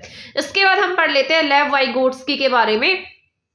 लेव वाइगोट्स्की जो थे वो इन्होंने कहा, मतलब ये ना एनवायरनमेंट को बहुत ज्यादा इंपॉर्टेंस देते थे। इनका मानना था कि जो बच्चा है वो एनवायरनमेंट में रहकर सीखता है और बालक अपने परिवेश से क्या करते हैं, अंत्य क्रिया करते हैं। इनका मानना था कि जो बच्चा है वो कैसे सीखेगा, आपस में इंटरेक्ट करके सीखता है, ठीक है ना। तो आपस में कैसे सीखता है, इंटरेक्शन करेगा, बोलेगा, तभी क्या करेगा, वो बात करना सीखेगा। इनके अनुसार निजी भाषा जो है यानी कि प्राइवेट स्पीच है वो बच्चों को क्या सिखाती है, उनके कॉग्निटिव जो डेवलपमेंट है, जो उनका ब्रेन का जो डेवलपमेंट है, थॉट प्रोसेस है, उसके डेवलपमेंट में सहायता करती है। तो इन्होंने जो लेव वाइगोट्स्की थे उन्होंने प्राइवेट स्पीच को इंपॉर्टेंस दी है, लेकिन जो पियाजे हैं उन्होंने ईगोसेंट्रिक स्पीच की बात की है। इनका मानना था, ये आगे जो ये डेफिनेशन देख रहे हैं आप, ये आपकी मोस्ट इंपॉर्टेंट डेफिनेशन है। तो वाइगोट्स्की के द्वारा कहा गया कि भाषा जो है मानव का सर्वश्रेष्ठ टूल है, यानी कि ग्रेटेस्ट टूल है। ये मैंने आपको इंग्लिश में भी बताया था, जिसके द्वारा हम क्या कर सकते हैं, ज्ञान का निर्माण कर सकते हैं। तो ये डेफिनेशन जो है वो इंपॉर्टेंट हो जाती है और आपके एग्जाम में पूछी जा सकती है। ऐसा पूछा जा सकता है कि कौन से ऐसे साइकोलॉजिस्ट थे जिसने भाषा के बारे में कहा कि भाषा एक ग्रेटेस्ट टूल है। तो आप उसमें क्या टिक करने वाले हैं, इसमें आप टिक करेंगे वाइगोट्स्की। तो language is tool, language is greatest tool किसने कहा है, लेव वाइगोट्स्की ने कहा है। इसके बाद हम इंटरनलाइजेशन की बात कर लेते हैं। तो इसमें कहा गया है बालक भारी वातावरण के अवलोकन को अपने भीतर क्या कर लेता है, आत्मसात कर लेता है और फिर उससे सीखता है। यह संज्ञानात्मक विकास और भाषा दोनों में सहायता करता है। तो इंटरनलाइजेशन क्या है इनके अनुसार, कि बच्चा जो है वो बाहरी आवरण का क्या करता है, पहले अवलोकन करता है, यानी कि बाहर के वातावरण को ऑब्जर्व करता है और ऑब्जर्व करने के बाद उसके भीतर आत्मसात कर लेता है, उन चीजों को क्या करता है, ऑब्जर्व करता है। ऑब्जर्व करने के बाद क्या करता है, उनसे सीखता है। और ये सीखना उसमें किसमें काम करता है, उसके जो कॉग्निटिव डेवलपमेंट है और उसके साथ साथ जो उसका भाषा का योगदान है, उन दोनों में क्या करता है, हेल्प करता है। तो इन्होंने किसको इंपॉर्टेंस दी, एनवायरनमेंट को इंपॉर्टेंस दी है। ये मैंने अभी आपको समझा दिया था। इसके बाद हम नेक्स्ट पॉइंट पर चलते हैं, 3 महत्वपूर्ण पक्ष। यहाँ पर वाइगोट्स्की ने 3 महत्वपूर्ण इंपॉर्टेंट पक्ष दिए हैं। इन्होंने 3 स्पीच की बात की है, जिसमें से एक सोशल स्पीच है, एक प्राइवेट स्पीच है और एक साइलेंट इनर स्पीच है। तो ये आपको भूलना नहीं है, ये आपके एग्जाम में भी पूछा जाता है, ये आपके सीडीपी में भी हेल्प करेगा। इसके साथ साथ आपके लैंग्वेज का जो टॉपिक है उसमें भी ये हेल्प करने वाला है। तो इन्होंने किसको इंपॉर्टेंस दी, सामाजिक वाक्य यानी कि सोशल स्पीच को, इसके साथ साथ प्राइवेट स्पीच को और इसके साथ साथ साइलेंट इनर स्पीच को। सोशल स्पीच जो है वो कब तक होती है, बच्चे में 2 इयर्स तक देखने को मिलेगी। इसके बाद जो बच्चा है वो क्या करता है, निज वो प्राइवेट स्पीच करता है, अपने आप बोलने लगता है, अपने आप खेलेगा, तब भी अपने आप से बातें करेगा, ठीक है, अपनी बातों को इंपॉर्टेंस देने लगता है। उसके बाद आती है 6 साल के बाद बच्चे में क्या आ जाती है, साइलेंट इनर स्पीच आती है। यहाँ पर अगर बच्चे को किसी बात का बुरा लगेगा तब भी वो खुलकर उन बातों को एक्सप्लेन नहीं करता है। आपने देखा होगा, आप भी कई बार साइलेंट इनर स्पीच का यूज करते होंगे, किसी को गाली दे रही है तो वन वन में दे देते होंगे। तो ये क्या है, यहाँ पर साइलेंट इनर स्पीच है जो 6 साल के बाद में आती है। सोशल स्पीच जो बच्चा 2 साल का होता है, किसी से भी बात कर लेता है। इसके बाद प्राइवेट स्पीच जो है वो 3 से 6 साल में होती है। ये जो प्राइवेट स्पीच है 3 से 6 साल में होगी और इसमें बच्चा क्या करेगा, प्राइवेट स्पीच में खुद से बातें करेगा। वाइगोट्स्की के अनुसार भाषा और विचार शुरुआती सालों में एक दूसरे से इंडिपेंडेंट होते हैं और बाद में एक दूसरे में मिल जाते हैं। अब देखो यहाँ पर मैंने आपको यहाँ बताया पियाजे के बारे में और पियाजे के साथ साथ मैंने आपको बताया वाइगोट्स्की के बारे में। पियाजे ने क्या कहा था कि भाषा क्या होती है हमारे पास में, पहले किसी के माइंड में क्या आता है, थॉट आता है, उसके बाद भाषा आती है। ये किसने बोला है, पियाजे ने बोला है। लेकिन वाइगोट्स्की इसके अलग है, वो क्या कहते हैं कि ये दोनों क्या होते हैं, एक दूसरे से स्वतंत्र होते हैं। इन दोनों का कोई शुरुआती दिनों में कोई रिलेशन नहीं होता, ना तो थॉट का ना लैंग्वेज का। लेकिन बाद में क्या पॉइंट कहते हैं कि बाद में एक समय के बाद में थॉट और साथ साथ लैंग्वेज क्या हो जाते हैं, मिल जाते हैं। तो इन दोनों के बीच ये मेजर डिफरेंस है, ये आपको बहुत अच्छे से याद रखना है। पियाजे ने क्या कहा है कि जो लैंग्वेज और थॉट है ये दोनों क्या होते हैं, पहले तो इंसान के माइंड में, पहले इंसान के पास में क्या आता है, थॉट आता है, उसके बाद वो किसका रूप लेता है, लैंग्वेज बनती है। ये किसने बोला? पियाजे ने। सेकंड पॉइंट था वाइगोट्स्की का। वाइगोट्स्की क्या कहते हैं? इनका मानना था कि पहले भाषा और विचार जो है वो क्या होते हैं, इनका कोई रिलेशन नहीं होता, वो दोनों आपस में क्या होते हैं, स्वतंत्र होते हैं। लेकिन एक पॉइंट के बाद, एक समय के बाद क्या हो जाते हैं, वो आपस में मिल जाते हैं। तो ये दो मेजर डिफरेंस है, आपको बहुत अच्छे से याद रखने हैं, इसमें कंफ्यूज नहीं होना है, ये आपसे एग्जाम में पूछा जा सकता है। ठीक है, तो मैं उम्मीद कर रही हूँ आपको ये वाला समझ में आ गया होगा। ठीक है ना, तो ये याद रख लेना है। अभी हम पढ़ने जा रहे हैं नोम चॉम्स्की के बारे में। नोम चॉम्स्की जो है, इनका लैंग्वेज में बहुत इंपॉर्टेंट नाम है, आप कहीं पर भी पढ़ेंगे आपको नोम चॉम्स्की जो है वो लैंग्वेज के टॉपिक में देखने को मिलेंगे, चाहे आप इंग्लिश पेडागोजी पढ़े और चाहे आप हिंदी पेडागोजी पढ़े। तो नोम चॉम्स्की जो है, इनका कहना था कि प्रत्येक बालक जो है भाषा सीखने की जन्मजात शक्ति के साथ में जन्म लेता है, क्षमता के साथ जन्म लेता है। मतलब कि जब बच्चा पैदा होता है तो वो उसके पास ऐसी एबिलिटी होती है कि वो अपने आप क्या सीख सकता है, भाषा को सीख सकता है, जिसे भाषा अर्जन यंत्र कहा जाता है। तो इसकी जो एबिलिटी है उसको इन्होंने क्या नाम दिया है, भाषा अर्जन यंत्र का नाम दिया है। यानी कि बच्चे के अंदर क्या होता है, एक एलईडी होता है, जिसे हिंदी में हम क्या कहते हैं, भाषा अर्जन यंत्र। इंग्लिश की बात की जाए तो लैंग्वेज एक्विजिशन डिवाइस, इसकी फुल फॉर्म एग्जाम में पूछी जाती है, डबल टिक कर लेना, इंपॉर्टेंट है। एलईडी का मतलब भाषा अर्जन यंत्र, या इंग्लिश में अगर पूछेगा तो लैंग्वेज एक्विजिशन डिवाइस कहा जाता है। विश्व की भाषाएं एक ही मूल व्याकरण से संबंधित है। इनका मानना था कि विश्व में जितनी भी भाषाएं हैं वो सब क्या है, एक ही व्याकरण से संबंधित है, जिसे समझने में भाषा अर्जन यंत्र जो है वो क्या करता है, हमारी सहायता करता है। ठीक है, तो विश्व की भाषाएं क्या होती है, एक ही मूल व्याकरण से संबंधित होती है, जिसको समझने में कौन हेल्प करेगा, भाषा अर्जन यंत्र, यानी कि एलईडी जो है वो हमारी हेल्प करता है। तो इतने पॉइंट याद रख लेने हैं आपको, ये बहुत ज्यादा इंपॉर्टेंट हो जाते हैं। तो विश्व की भाषाएं क्या है, एक ही मूल व्याकरण से संबंधित है, जिसे समझने में भाषा अर्जन यंत्र क्या करता है, हमारी सहायता करता है। जो एलईडी है वो क्या करती है, हमारी चीजों को समझने में सहायता करती है, भाषा को समझने में सहायता करती है। ठीक है, तो ये एलईडी होता है, ये पॉइंट याद रखना है। एलईडी जो है वो बच्चों में कब तक सक्रिय रहता है, 5 साल तक सक्रिय रहता है। जब तक एलईडी सक्रिय रहता है तब तक बच्चा किसी भी भाषा का अर्जन आसानी से कर सकता है। जैसे जैसे एलईडी वीक होने लगेगा वो भाषा अर्जन जो है उसका मुश्किल होता जाएगा, उतनी उसका डिफिकल्ट लेवल बढ़ता जाएगा। बाद में उसे भाषा को क्या करना पड़ेगा, लर्न करना पड़ेगा, सीखना पड़ेगा, उसके लिए उसे प्रैक्टिस करनी पड़ेगी। तो एलईडी क्या है, 5 साल तक सक्रिय रहेगा। ठीक है, तो सबसे पहली बात जो नोम चॉम्स्की ने कही है कि बच्चा इनर एक एबिलिटी लेकर आंतरिक योग्यता से पैदा होता है, आंतरिक क्षमता से पैदा होता है कि वो किसी भी भाषा को अर्जन कर सकता है। ठीक है, एलईडी कब तक एक्टिव रहता है, 5 साल तक एक्टिव रहता है। बाद में ये धीरे धीरे क्या होने लगता है, वीक होने लगता है, और जब तक ये स्ट्रॉन्ग रहेगा तब तक बच्चा किसी भी भाषा का अर्जन आसानी से कर लेगा। लेकिन बाद में जब ये वीक हो जाता है तब उसे भाषा को लर्न करना पड़ता है, और लर्न करने में उसको डिफिकल्टी भी आ सकती है। ठीक है, इसके बाद भाषा अर्जन क्षमता किसने दी है, चॉम्स्की ने दी है। ये पीवाईक्यू क्वेश्चन है सीटेट का। ठीक है, तो ये आपको याद रखना है। इसके बाद हम बात कर लेते हैं भाषा कौशल की, जो हमारे इंपॉर्टेंट है।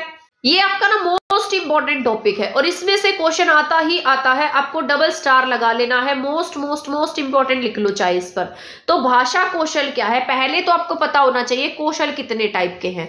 सबसे पहले आपके पास में 4 टाइप्स के कौशल है, जिसमें से सुनना होगा, बोलना होगा, पढ़ना और लिखना होता है। तो ये क्या है, भाषा कौशल है। जैसे सबसे पहले मैंने आपको इंग्लिश से याद कर लेना इसको, LSRW, दोनों में ही सेम है। इंग्लिश में याद करोगे इजी रहेगा, LSRW से। L से क्या होता है, लिसन, लिसन मैंने सुनना। S से स्पीकिंग, स्पीकिंग मैंने बोलना। R से क्या होगा, रीडिंग, और W से क्या होगा, राइटिंग। ठीक है, इसको अगर आप हिंदी में याद करना चाहें, हिंदी में मैंने ऐसे लिखा है, सुबोपली, सुबोपली। ठीक है ना, सुबोपली, तो ऐसे हिंदी में याद कर सकते हैं आप, सुबोपली। तो अगर आपसे सीक्वेंस पूछा जाता है, भाषा कौशल के सीक्वेंस बताएं, तब आप कैसे याद रखेंगे इसको, सुबोपली से या LSRW से।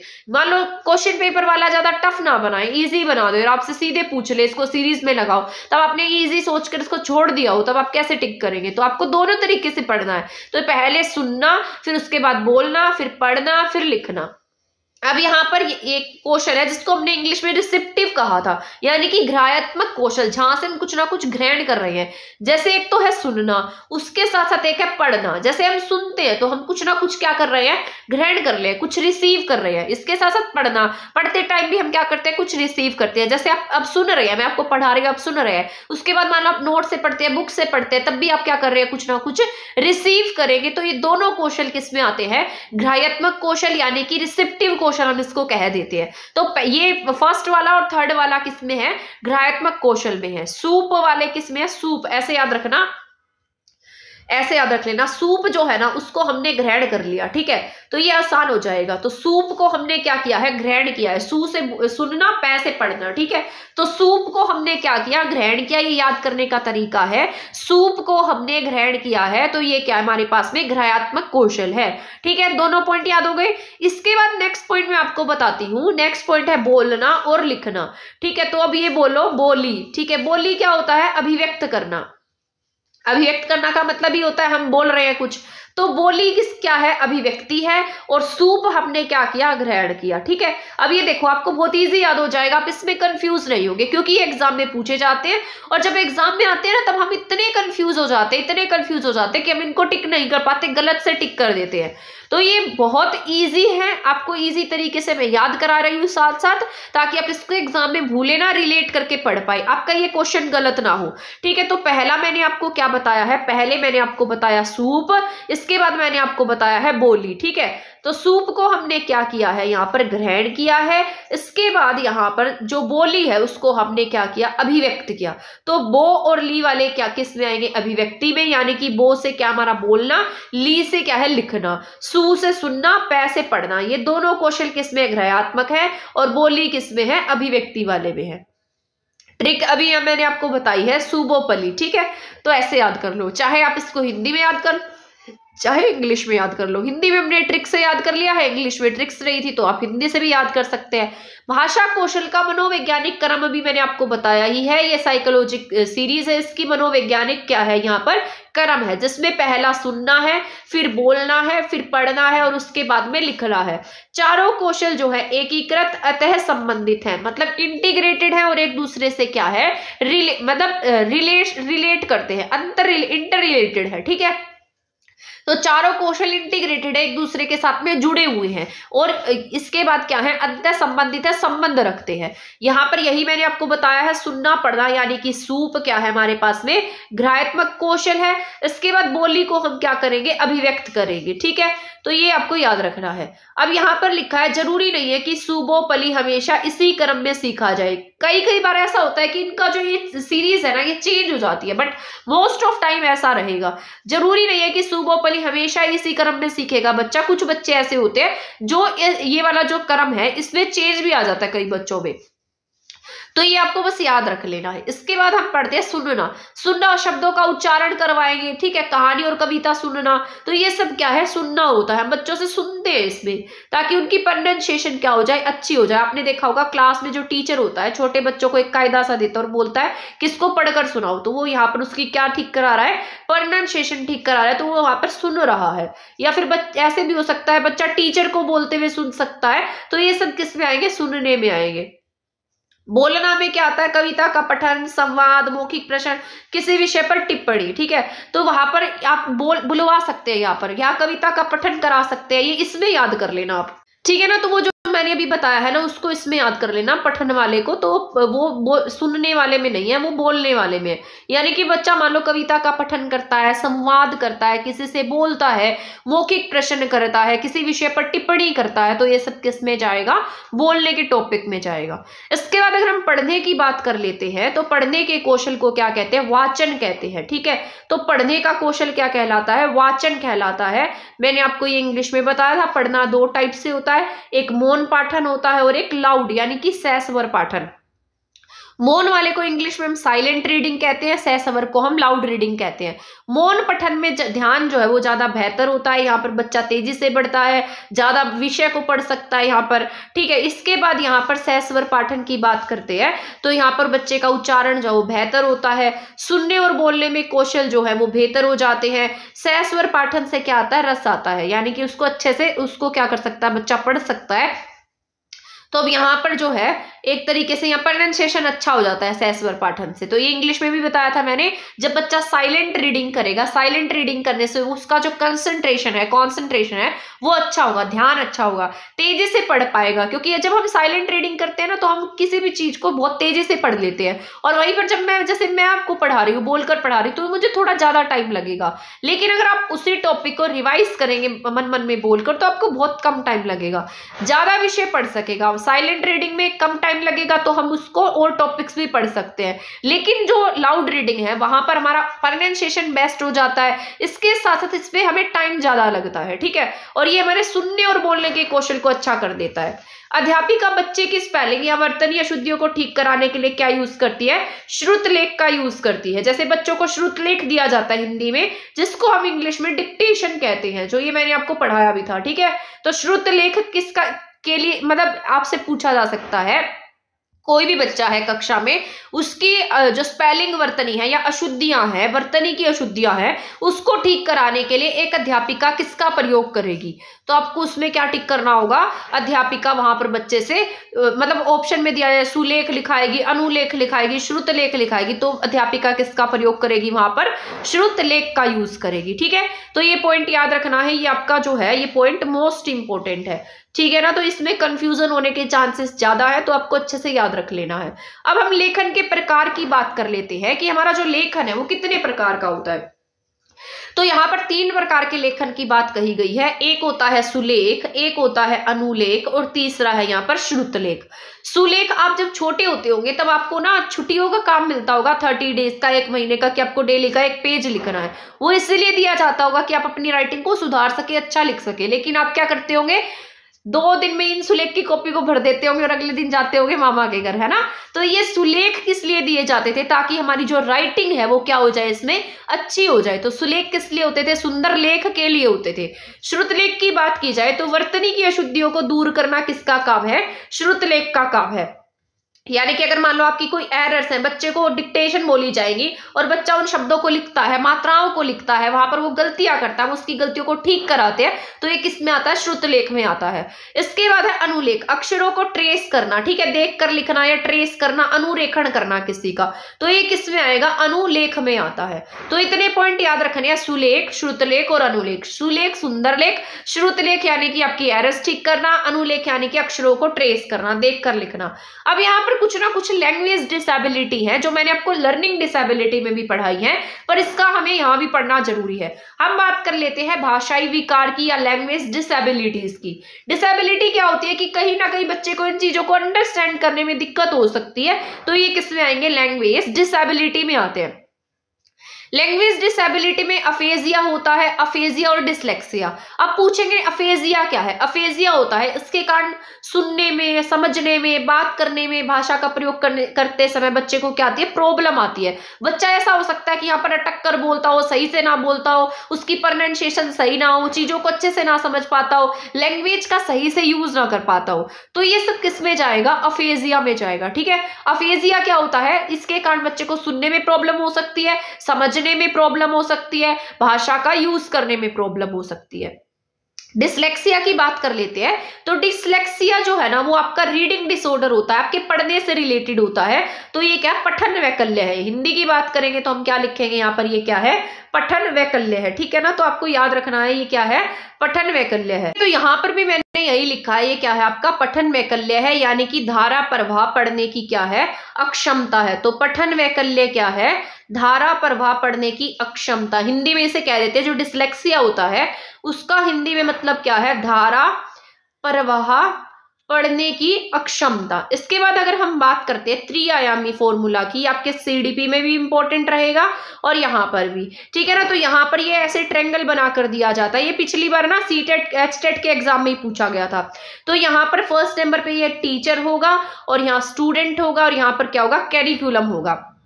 तो आपसे पूछा जा सकता है एक टीचर और एक स्टूडेंट के बीच में मेडिएटर का काम कौन करता है? तो यहाँ पर पाठ्यक्रम जो है, करिकुलम जो है, वो टीचर के बीच और स्टूडेंट के बीच में क्या काम करता है? एक मेडिएटर का, मध्यस्थता का काम करता है। तो ये एग्जाम में पूछा गया था, प्रीवियस ईयर क्वेश्चन है, ये एस्टेट में भी आया था। तो ये किसने दिया? ये भी पूछा जा सकता है। त्रिआयामी जो शिक्षण सूत्र है वो किसके द्वारा दिया गया है?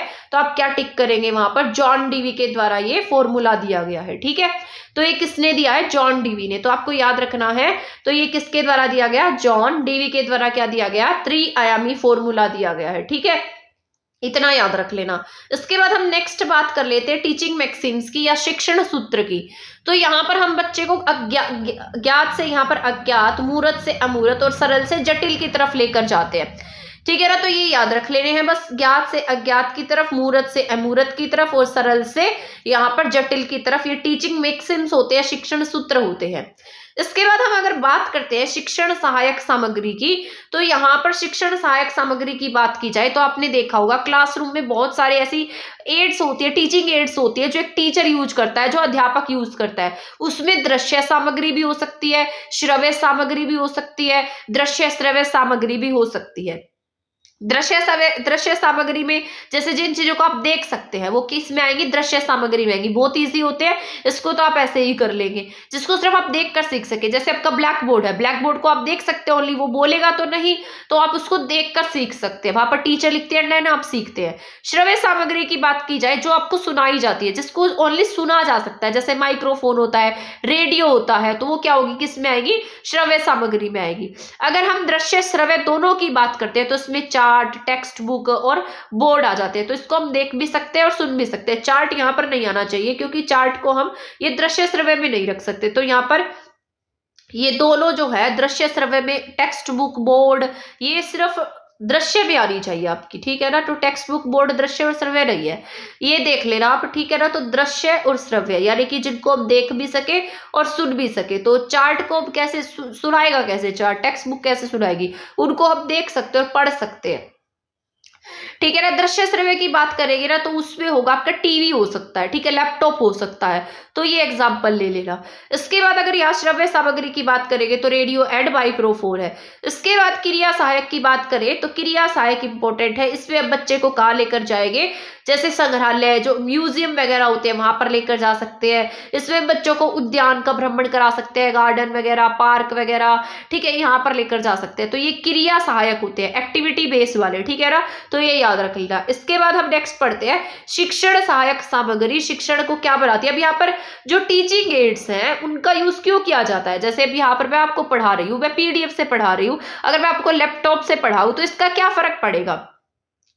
तो ये टीचिंग एड्स जो है ना वो आपके इंपॉर्टेंट होते हैं। टीचिंग एड्स का मेथड ये होता है, इससे आपकी जो शिक्षण है ना वो क्या बन जाता है, रुचिकर बन जाता है, प्रभावी होता है, आपको अच्छे से समझ में आएगा। आप देखो यहाँ पर मैंने अपनी राइटिंग में नोट्स लिखे, वहां मैं उसको टाइप करके लिखती, मेरे पास लैपटॉप होता, ठीक है, पेन टैब होता, तो उसको आपको आसानी से समझ में आता। ठीक है, यहाँ पर भी आ रहा है नो डाउट, बट वहां थोड़ा सा क्या हो जाता है, एक स्टैंडर्ड सा बढ़ जाता है, और वहां पर आप क्या होते हैं उसको रुचि लेकर पढ़ते हैं। मान लो मेरे पास में यहाँ पर वो दूसरा बोर्ड जो होता है वो वाला बोर्ड होता, तो उससे आप क्या समझते, आपको ऐसा लगता हाँ यहाँ से पढ़ना चाहिए, हमें यहाँ से समझ में आएगा। तो ऐसी थोड़ी सी ना हमारी साइकोलॉजी हो जाती है।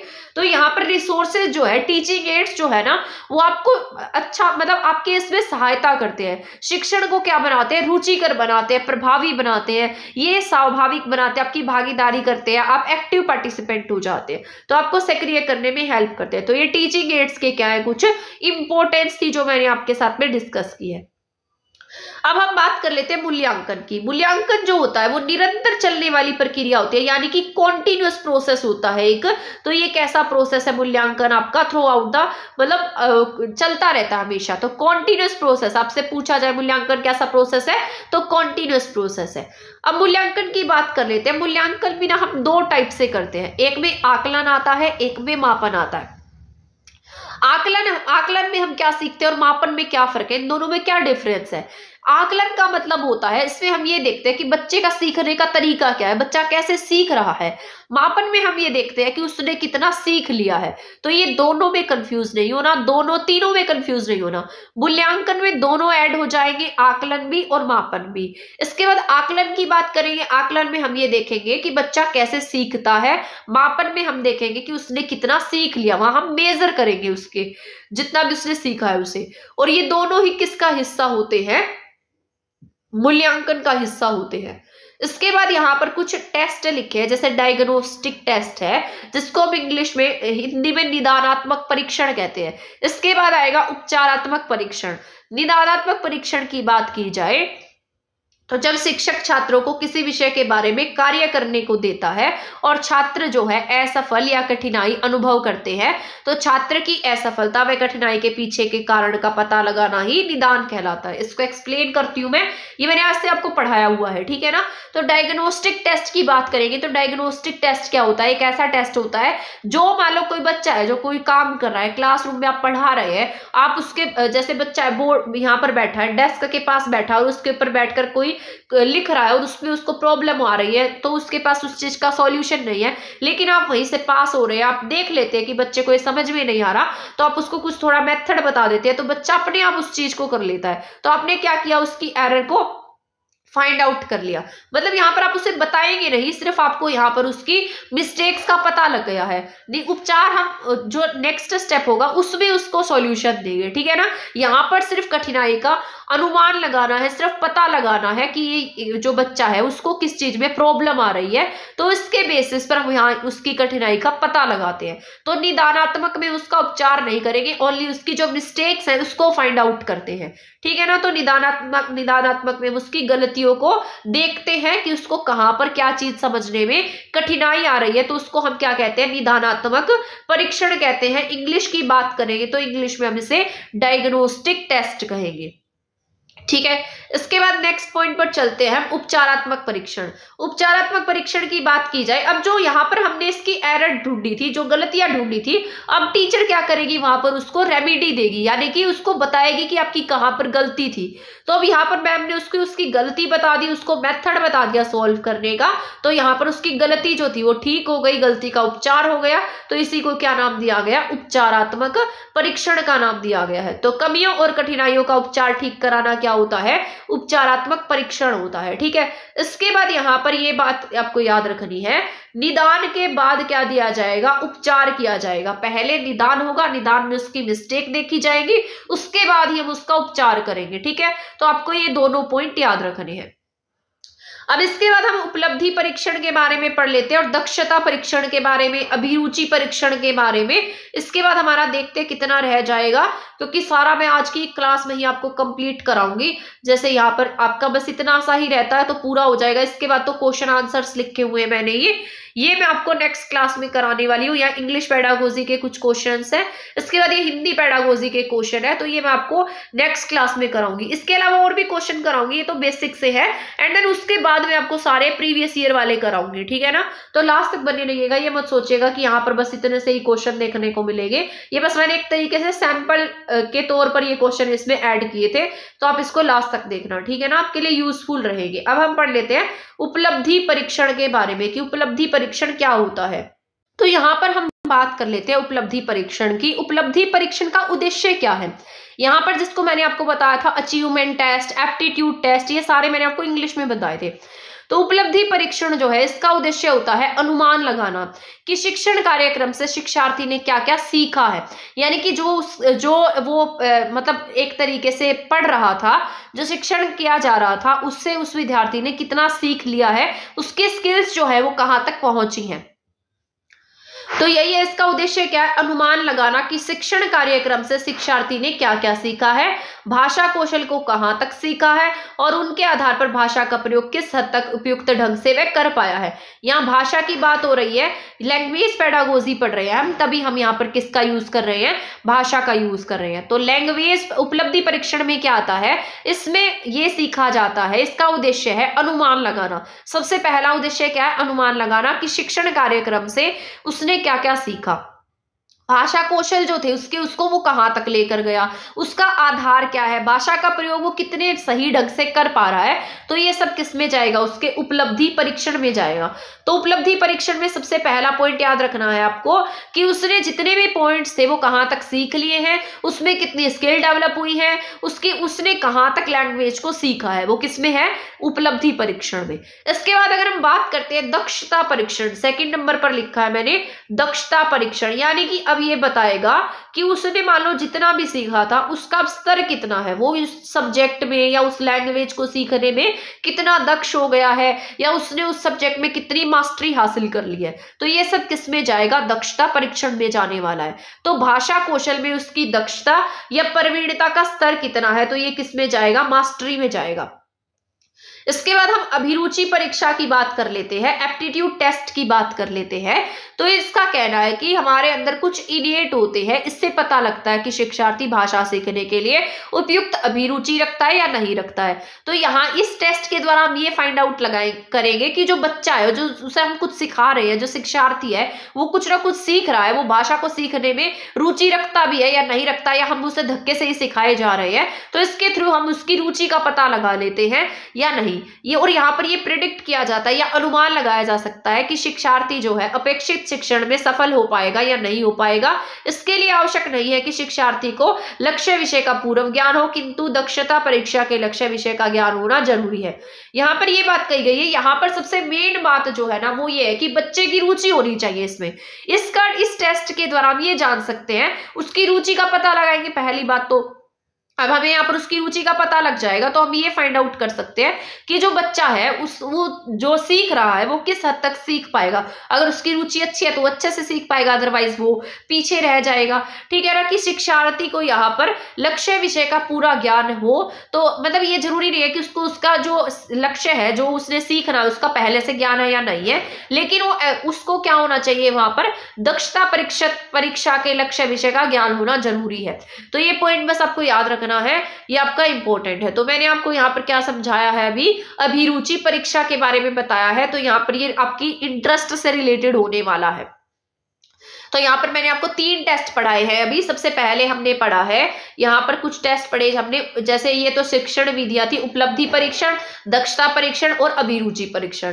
तो ये तीनों याद कर लेने हैं, ये आपके एग्जाम में पूछे जा सकते हैं। अब हम यहाँ पर कुछ स्किल्स की बात कर लेते हैं, जैसे प्राइमरी स्किल है, रीइंफोर्समेंट क्या होता है, एनसीएफ ने बहुभाषा के बारे में क्या कहा था। तो ये सारे इंपॉर्टेंट पॉइंट रह गए हमारे, इनको जान लेते हैं एंड देन हमारी क्लास जो है वो जल्दी ही कंप्लीट हो जाएगी। क्योंकि मुझे लगता है 1.5 आवर की हमारी क्लास हो चुकी है और आप बोर ना हो जाए। और वैसे भी आपका जो बेसिक सिलेबस था वो सारा इस क्लास में कंप्लीट हो गया है। इसके बाद मैं आपको सारे क्वेश्चन कराने वाली हूँ। प्राइमरी को स्किल्स की बात कर लेते हैं, मुख्य कौशल की बात कर लेते हैं। मुख्य कौशल में आएगा सुनना, बोलना। ठीक है, तो आपसे प्राइमरी कौशल पूछा जाए तो प्राइमरी कौशल में सुनना और बोलना आता है। इसके बाद अगर हम रीइंफोर्समेंट या फिर पुनर्बलन की बात करते हैं तो पुनर्बलन में बोलना और लिखना आता है। इसको हमने कैसे याद किया था, सुबोपली। ठीक है ना, तो यहाँ पर पुनर्बलन में देखो पढ़ना नहीं है, यहाँ पर बोलना और लिखना ही है। प्राइमरी स्किल में क्या था, सुनना और बोलना। और जो पुनर्बलन है उसमें पढ़ना नहीं आएगा, उसमें लिखना आएगा और बोलना आएगा। तो ये दोनों याद रखनी है, इसमें कंफ्यूज हो जाते हैं बहुत सारे कैंडिडेट। तो प्राइमरी स्किल में सुनना बोलना है, पुनर्बलन में बोलना और लिखना है। अगर अब हम बात करते हैं एनसीएफ की, बहुभाषा की, तो बहुभाषिकता जो होता है, एनसीएफ बहुभाषा को मानता है। वो कहता है कि एक ही कक्षा में बहुत सारी भाषा बोलने वाले क्या हो सकते हैं, बच्चे हो सकते हैं। मातृभाषा जो होती है वो बच्चों के लिए क्या होती है, एक संसाधन होती है। मोस्ट इंपॉर्टेंट है। ये छोटे छोटे पॉइंट्स जो है ना ये आपके बहुत ज्यादा इंपॉर्टेंट होते हैं और एग्जाम में पूछे जाते हैं। तो मातृभाषा यहाँ पर किसका काम करती है, एक संसाधन का काम करती है। तो ये इंपॉर्टेंट है, किसका काम करेगी, संसाधन का। अब इसके बाद है बहुभाषिकता जो होती है हमारी सभ्यता संस्कृति का क्या होती है, अंग होती है। जैसे हम बहुत सारी भाषाएं बोलते हैं तो हम कहीं ना कहीं किससे जुड़े हुए हैं, हमारी संस्कृति से जुड़े हुए हैं, हमारी सभ्यता से जुड़े हुए हैं। तो ये क्या है, बहुभाषिता है। इसके बाद हम टेक्स्ट बुक की बात कर लेते हैं, पाठ्य पुस्तक की बात कर लेते हैं। जो स्कूल में बच्चों को पढ़ाते हैं तो हमारी पाठ्य पुस्तकें कैसी होनी चाहिए। कई संसाधनों में से एक संसाधन है लेकिन एकमात्र संसाधन नहीं है। ये मैंने आपको इंग्लिश में भी बता दिया था कि जो टेक्स्ट बुक होती है ये आपकी संसाधन है, एक रिसोर्स है, अच्छा रिसोर्स है। लेकिन ये जरूरी नहीं है कि एकमात्र रिसोर्स है, आप सिर्फ और सिर्फ बुक से ही सीख सकते हो। आपने देखा आजकल बहुत सारी गूगल पर बहुत सारी चीजें अवेलेबल हो जाती हैं, या आप बहुत सारी अलग मेथड से भी सीख सकते हैं। लेकिन बुक आपका एक रिसोर्स है, अच्छा रिसोर्स है। बट ये जरूरी नहीं है कि आप सिर्फ और सिर्फ बुक से ही सीख सकते हैं, आप और अदर एक्टिविटी करके भी सीखते हैं। तो यहाँ पर यही बात कही गई है, पाठ्य पुस्तक जो है कई संसाधनों में से एक संसाधन है लेकिन एकमात्र संसाधन नहीं है। अब यहाँ पर जो बुक्स है वो आपकी रंग बिरंगी होनी चाहिए, इसके साथ साथ आसान भाषा, लैंग्वेज ईजी होनी चाहिए, हमारा जो व्यवहारिक ज्ञान है उस पर आधारित होनी चाहिए। ठीक है, और बच्चों के अनुरूप होनी चाहिए। यानी कि ये नहीं है कि फर्स्ट क्लास के बच्चे को आप 8th क्लास का सब्जेक्ट करा रहे हो, तो बच्चे के अकॉर्डिंग ही उसकी बुक्स होनी चाहिए। अब हम बात कर लेते हैं त्रिभाषा सूत्र की। त्रिभाषा सूत्र जो है ये कोठारी कमीशन आया था, जो आपकी शिक्षा का कमीशन था, कोठारी कमीशन। इसने 1964 से 66 के बीच में एक फॉर्मूला दिया था जिसको नाम दिया गया त्रिभाषी फॉर्मूला, या हम इसे कह सकते हैं 3 लैंग्वेज फॉर्मूला।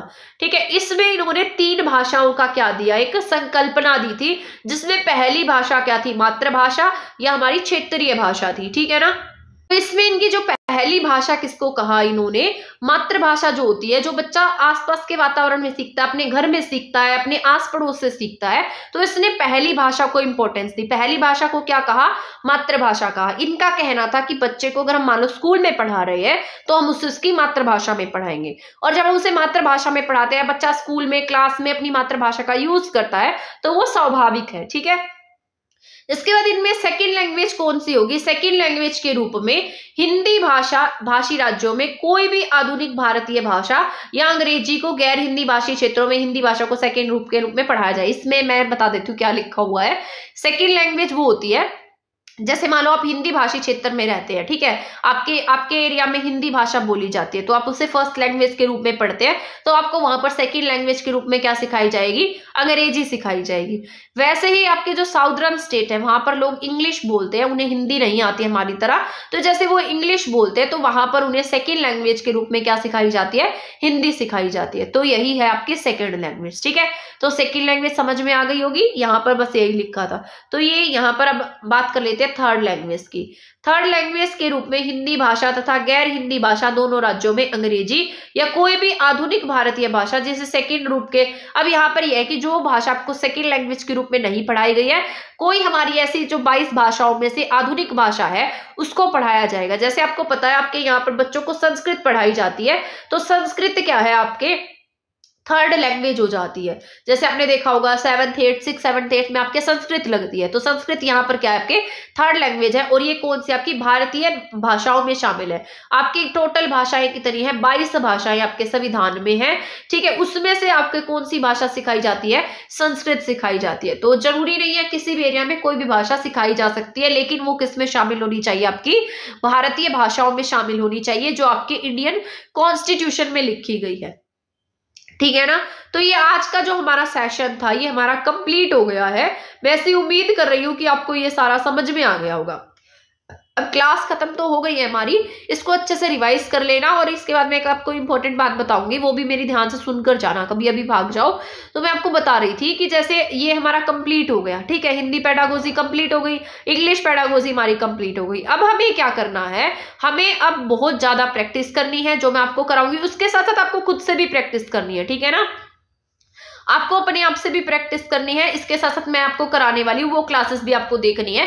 उसमें मैं सारे के सारे क्वेश्चंस जो हैं वो आपको एक तरीके से लगा लीजिए, मैं या तो स्टैटिक की फॉर्म में ले आऊंगी कि आप उसको पढ़ लेंगे और एक्सप्लेन कर दूंगी मैं आपको। ठीक है ना, क्योंकि बहुत ज्यादा लिखना पॉसिबल नहीं होता, बट अगर हम उसको एक बार थ्रू आउट कर लेंगे, देख लेंगे कि इस क्वेश्चन में क्या है, इसकी डेफिनेशन क्या है, एक्सप्लेनेशन क्या है, तो हम एग्जाम में उसको सोल्व कर सकते हैं। इसके बाद आपको क्या करना है, आप अपनी खुद से भी प्रैक्टिस करेंगे। मैं ये नहीं कहूंगी कि ओनली मैं प्रैक्टिस कराऊंगी, आपको अपने आप भी प्रैक्टिस करनी है। ठीक है ना, तो खुद से भी प्रैक्टिस करना, उसके साथ साथ पैसेज को भूलना नहीं है, पैसेज भी सोल्व करके देख लेना, कहीं से भी जहां से भी आप टेस्ट सीरीज ज्वाइन करो वहां से आप अपने पैसेज सोल्व करेंगे। उसके बाद मैं आपको ये कराने वाली हूँ। एंड हरियाणा जीके के बारे में बता देती हूँ, बहुत सारे कैंडिडेट्स हरियाणा जीके के बारे में बोल रहे थे, तो अभी जो हरियाणा जीके है वो मैं आपको करा रही हूँ, लेकिन मैंने हरियाणा जीके में आपको 11 दिन का टारगेट लेकर चले थे और 11 के 11 दिन का टारगेट हमारा पूरा हो गया। ठीक है, संडे को हमारा पूरा हो चुका टारगेट।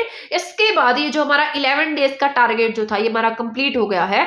अब मैं इसके बाद आज से मैं आपको कराऊंगी पॉलिटी। ठीक है, कंप्लीट पॉलिटी आपको एक क्लास में देखने को मिल जाएगी। कंप्लीट वेलफेयर स्कीम जो है वो 1 या 2 क्लास में कंप्लीट करा दूंगी, जैसे भी होगा। अगर बहुत ज्यादा लेंथी क्लास नहीं बनती है, या फिर मैं ऐसा करूंगी मैराथन की फॉर्म में आपको कराती जाऊंगी, आपका टाइम बचता जाएगा। ठीक है ना, तो एक क्लास में पॉलिटी, एक में वेलफेयर स्कीम्स हो गई। उसके बाद ज्योग्राफिकल सेक्शन थोड़ा ज्यादा है और हिस्टोरिकल सेक्शन थोड़ा सा और ज्यादा है, तो ज्योग्राफिकल वाला जो रहेगा वो 3 से 4 क्लास में, और ऐसे ही हिस्ट्री वाला भी आपका 3 से 4 क्लास में रहने वाला है, क्योंकि हिस्ट्री में ऐसे ही दिखती है, थोड़ी सी ज्यादा है। जैसे हिस्ट्री में आपको पढ़ना है कि जैसे आपको स्टार्टिंग से लेकर पढ़ना है, तो वो सारा मैं आपको पढ़ाऊंगी।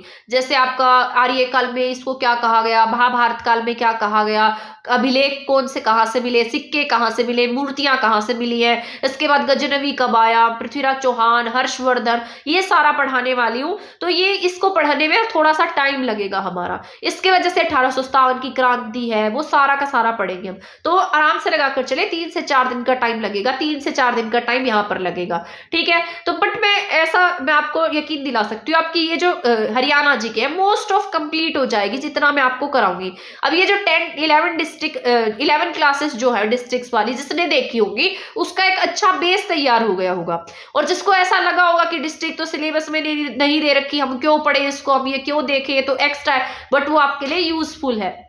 अगर उन्होंने सिलेबस में मेंशन किया है तो आप ये मत लगाकर चलिए कि आपसे वहां से क्वेश्चन नहीं पूछे जाएंगे। हरियाणा जी के बहुत सारी है और आपको मैंने सारा इंपॉर्टेंट ही करवाया था जो आपके एग्जाम में पूछा जाने वाला है।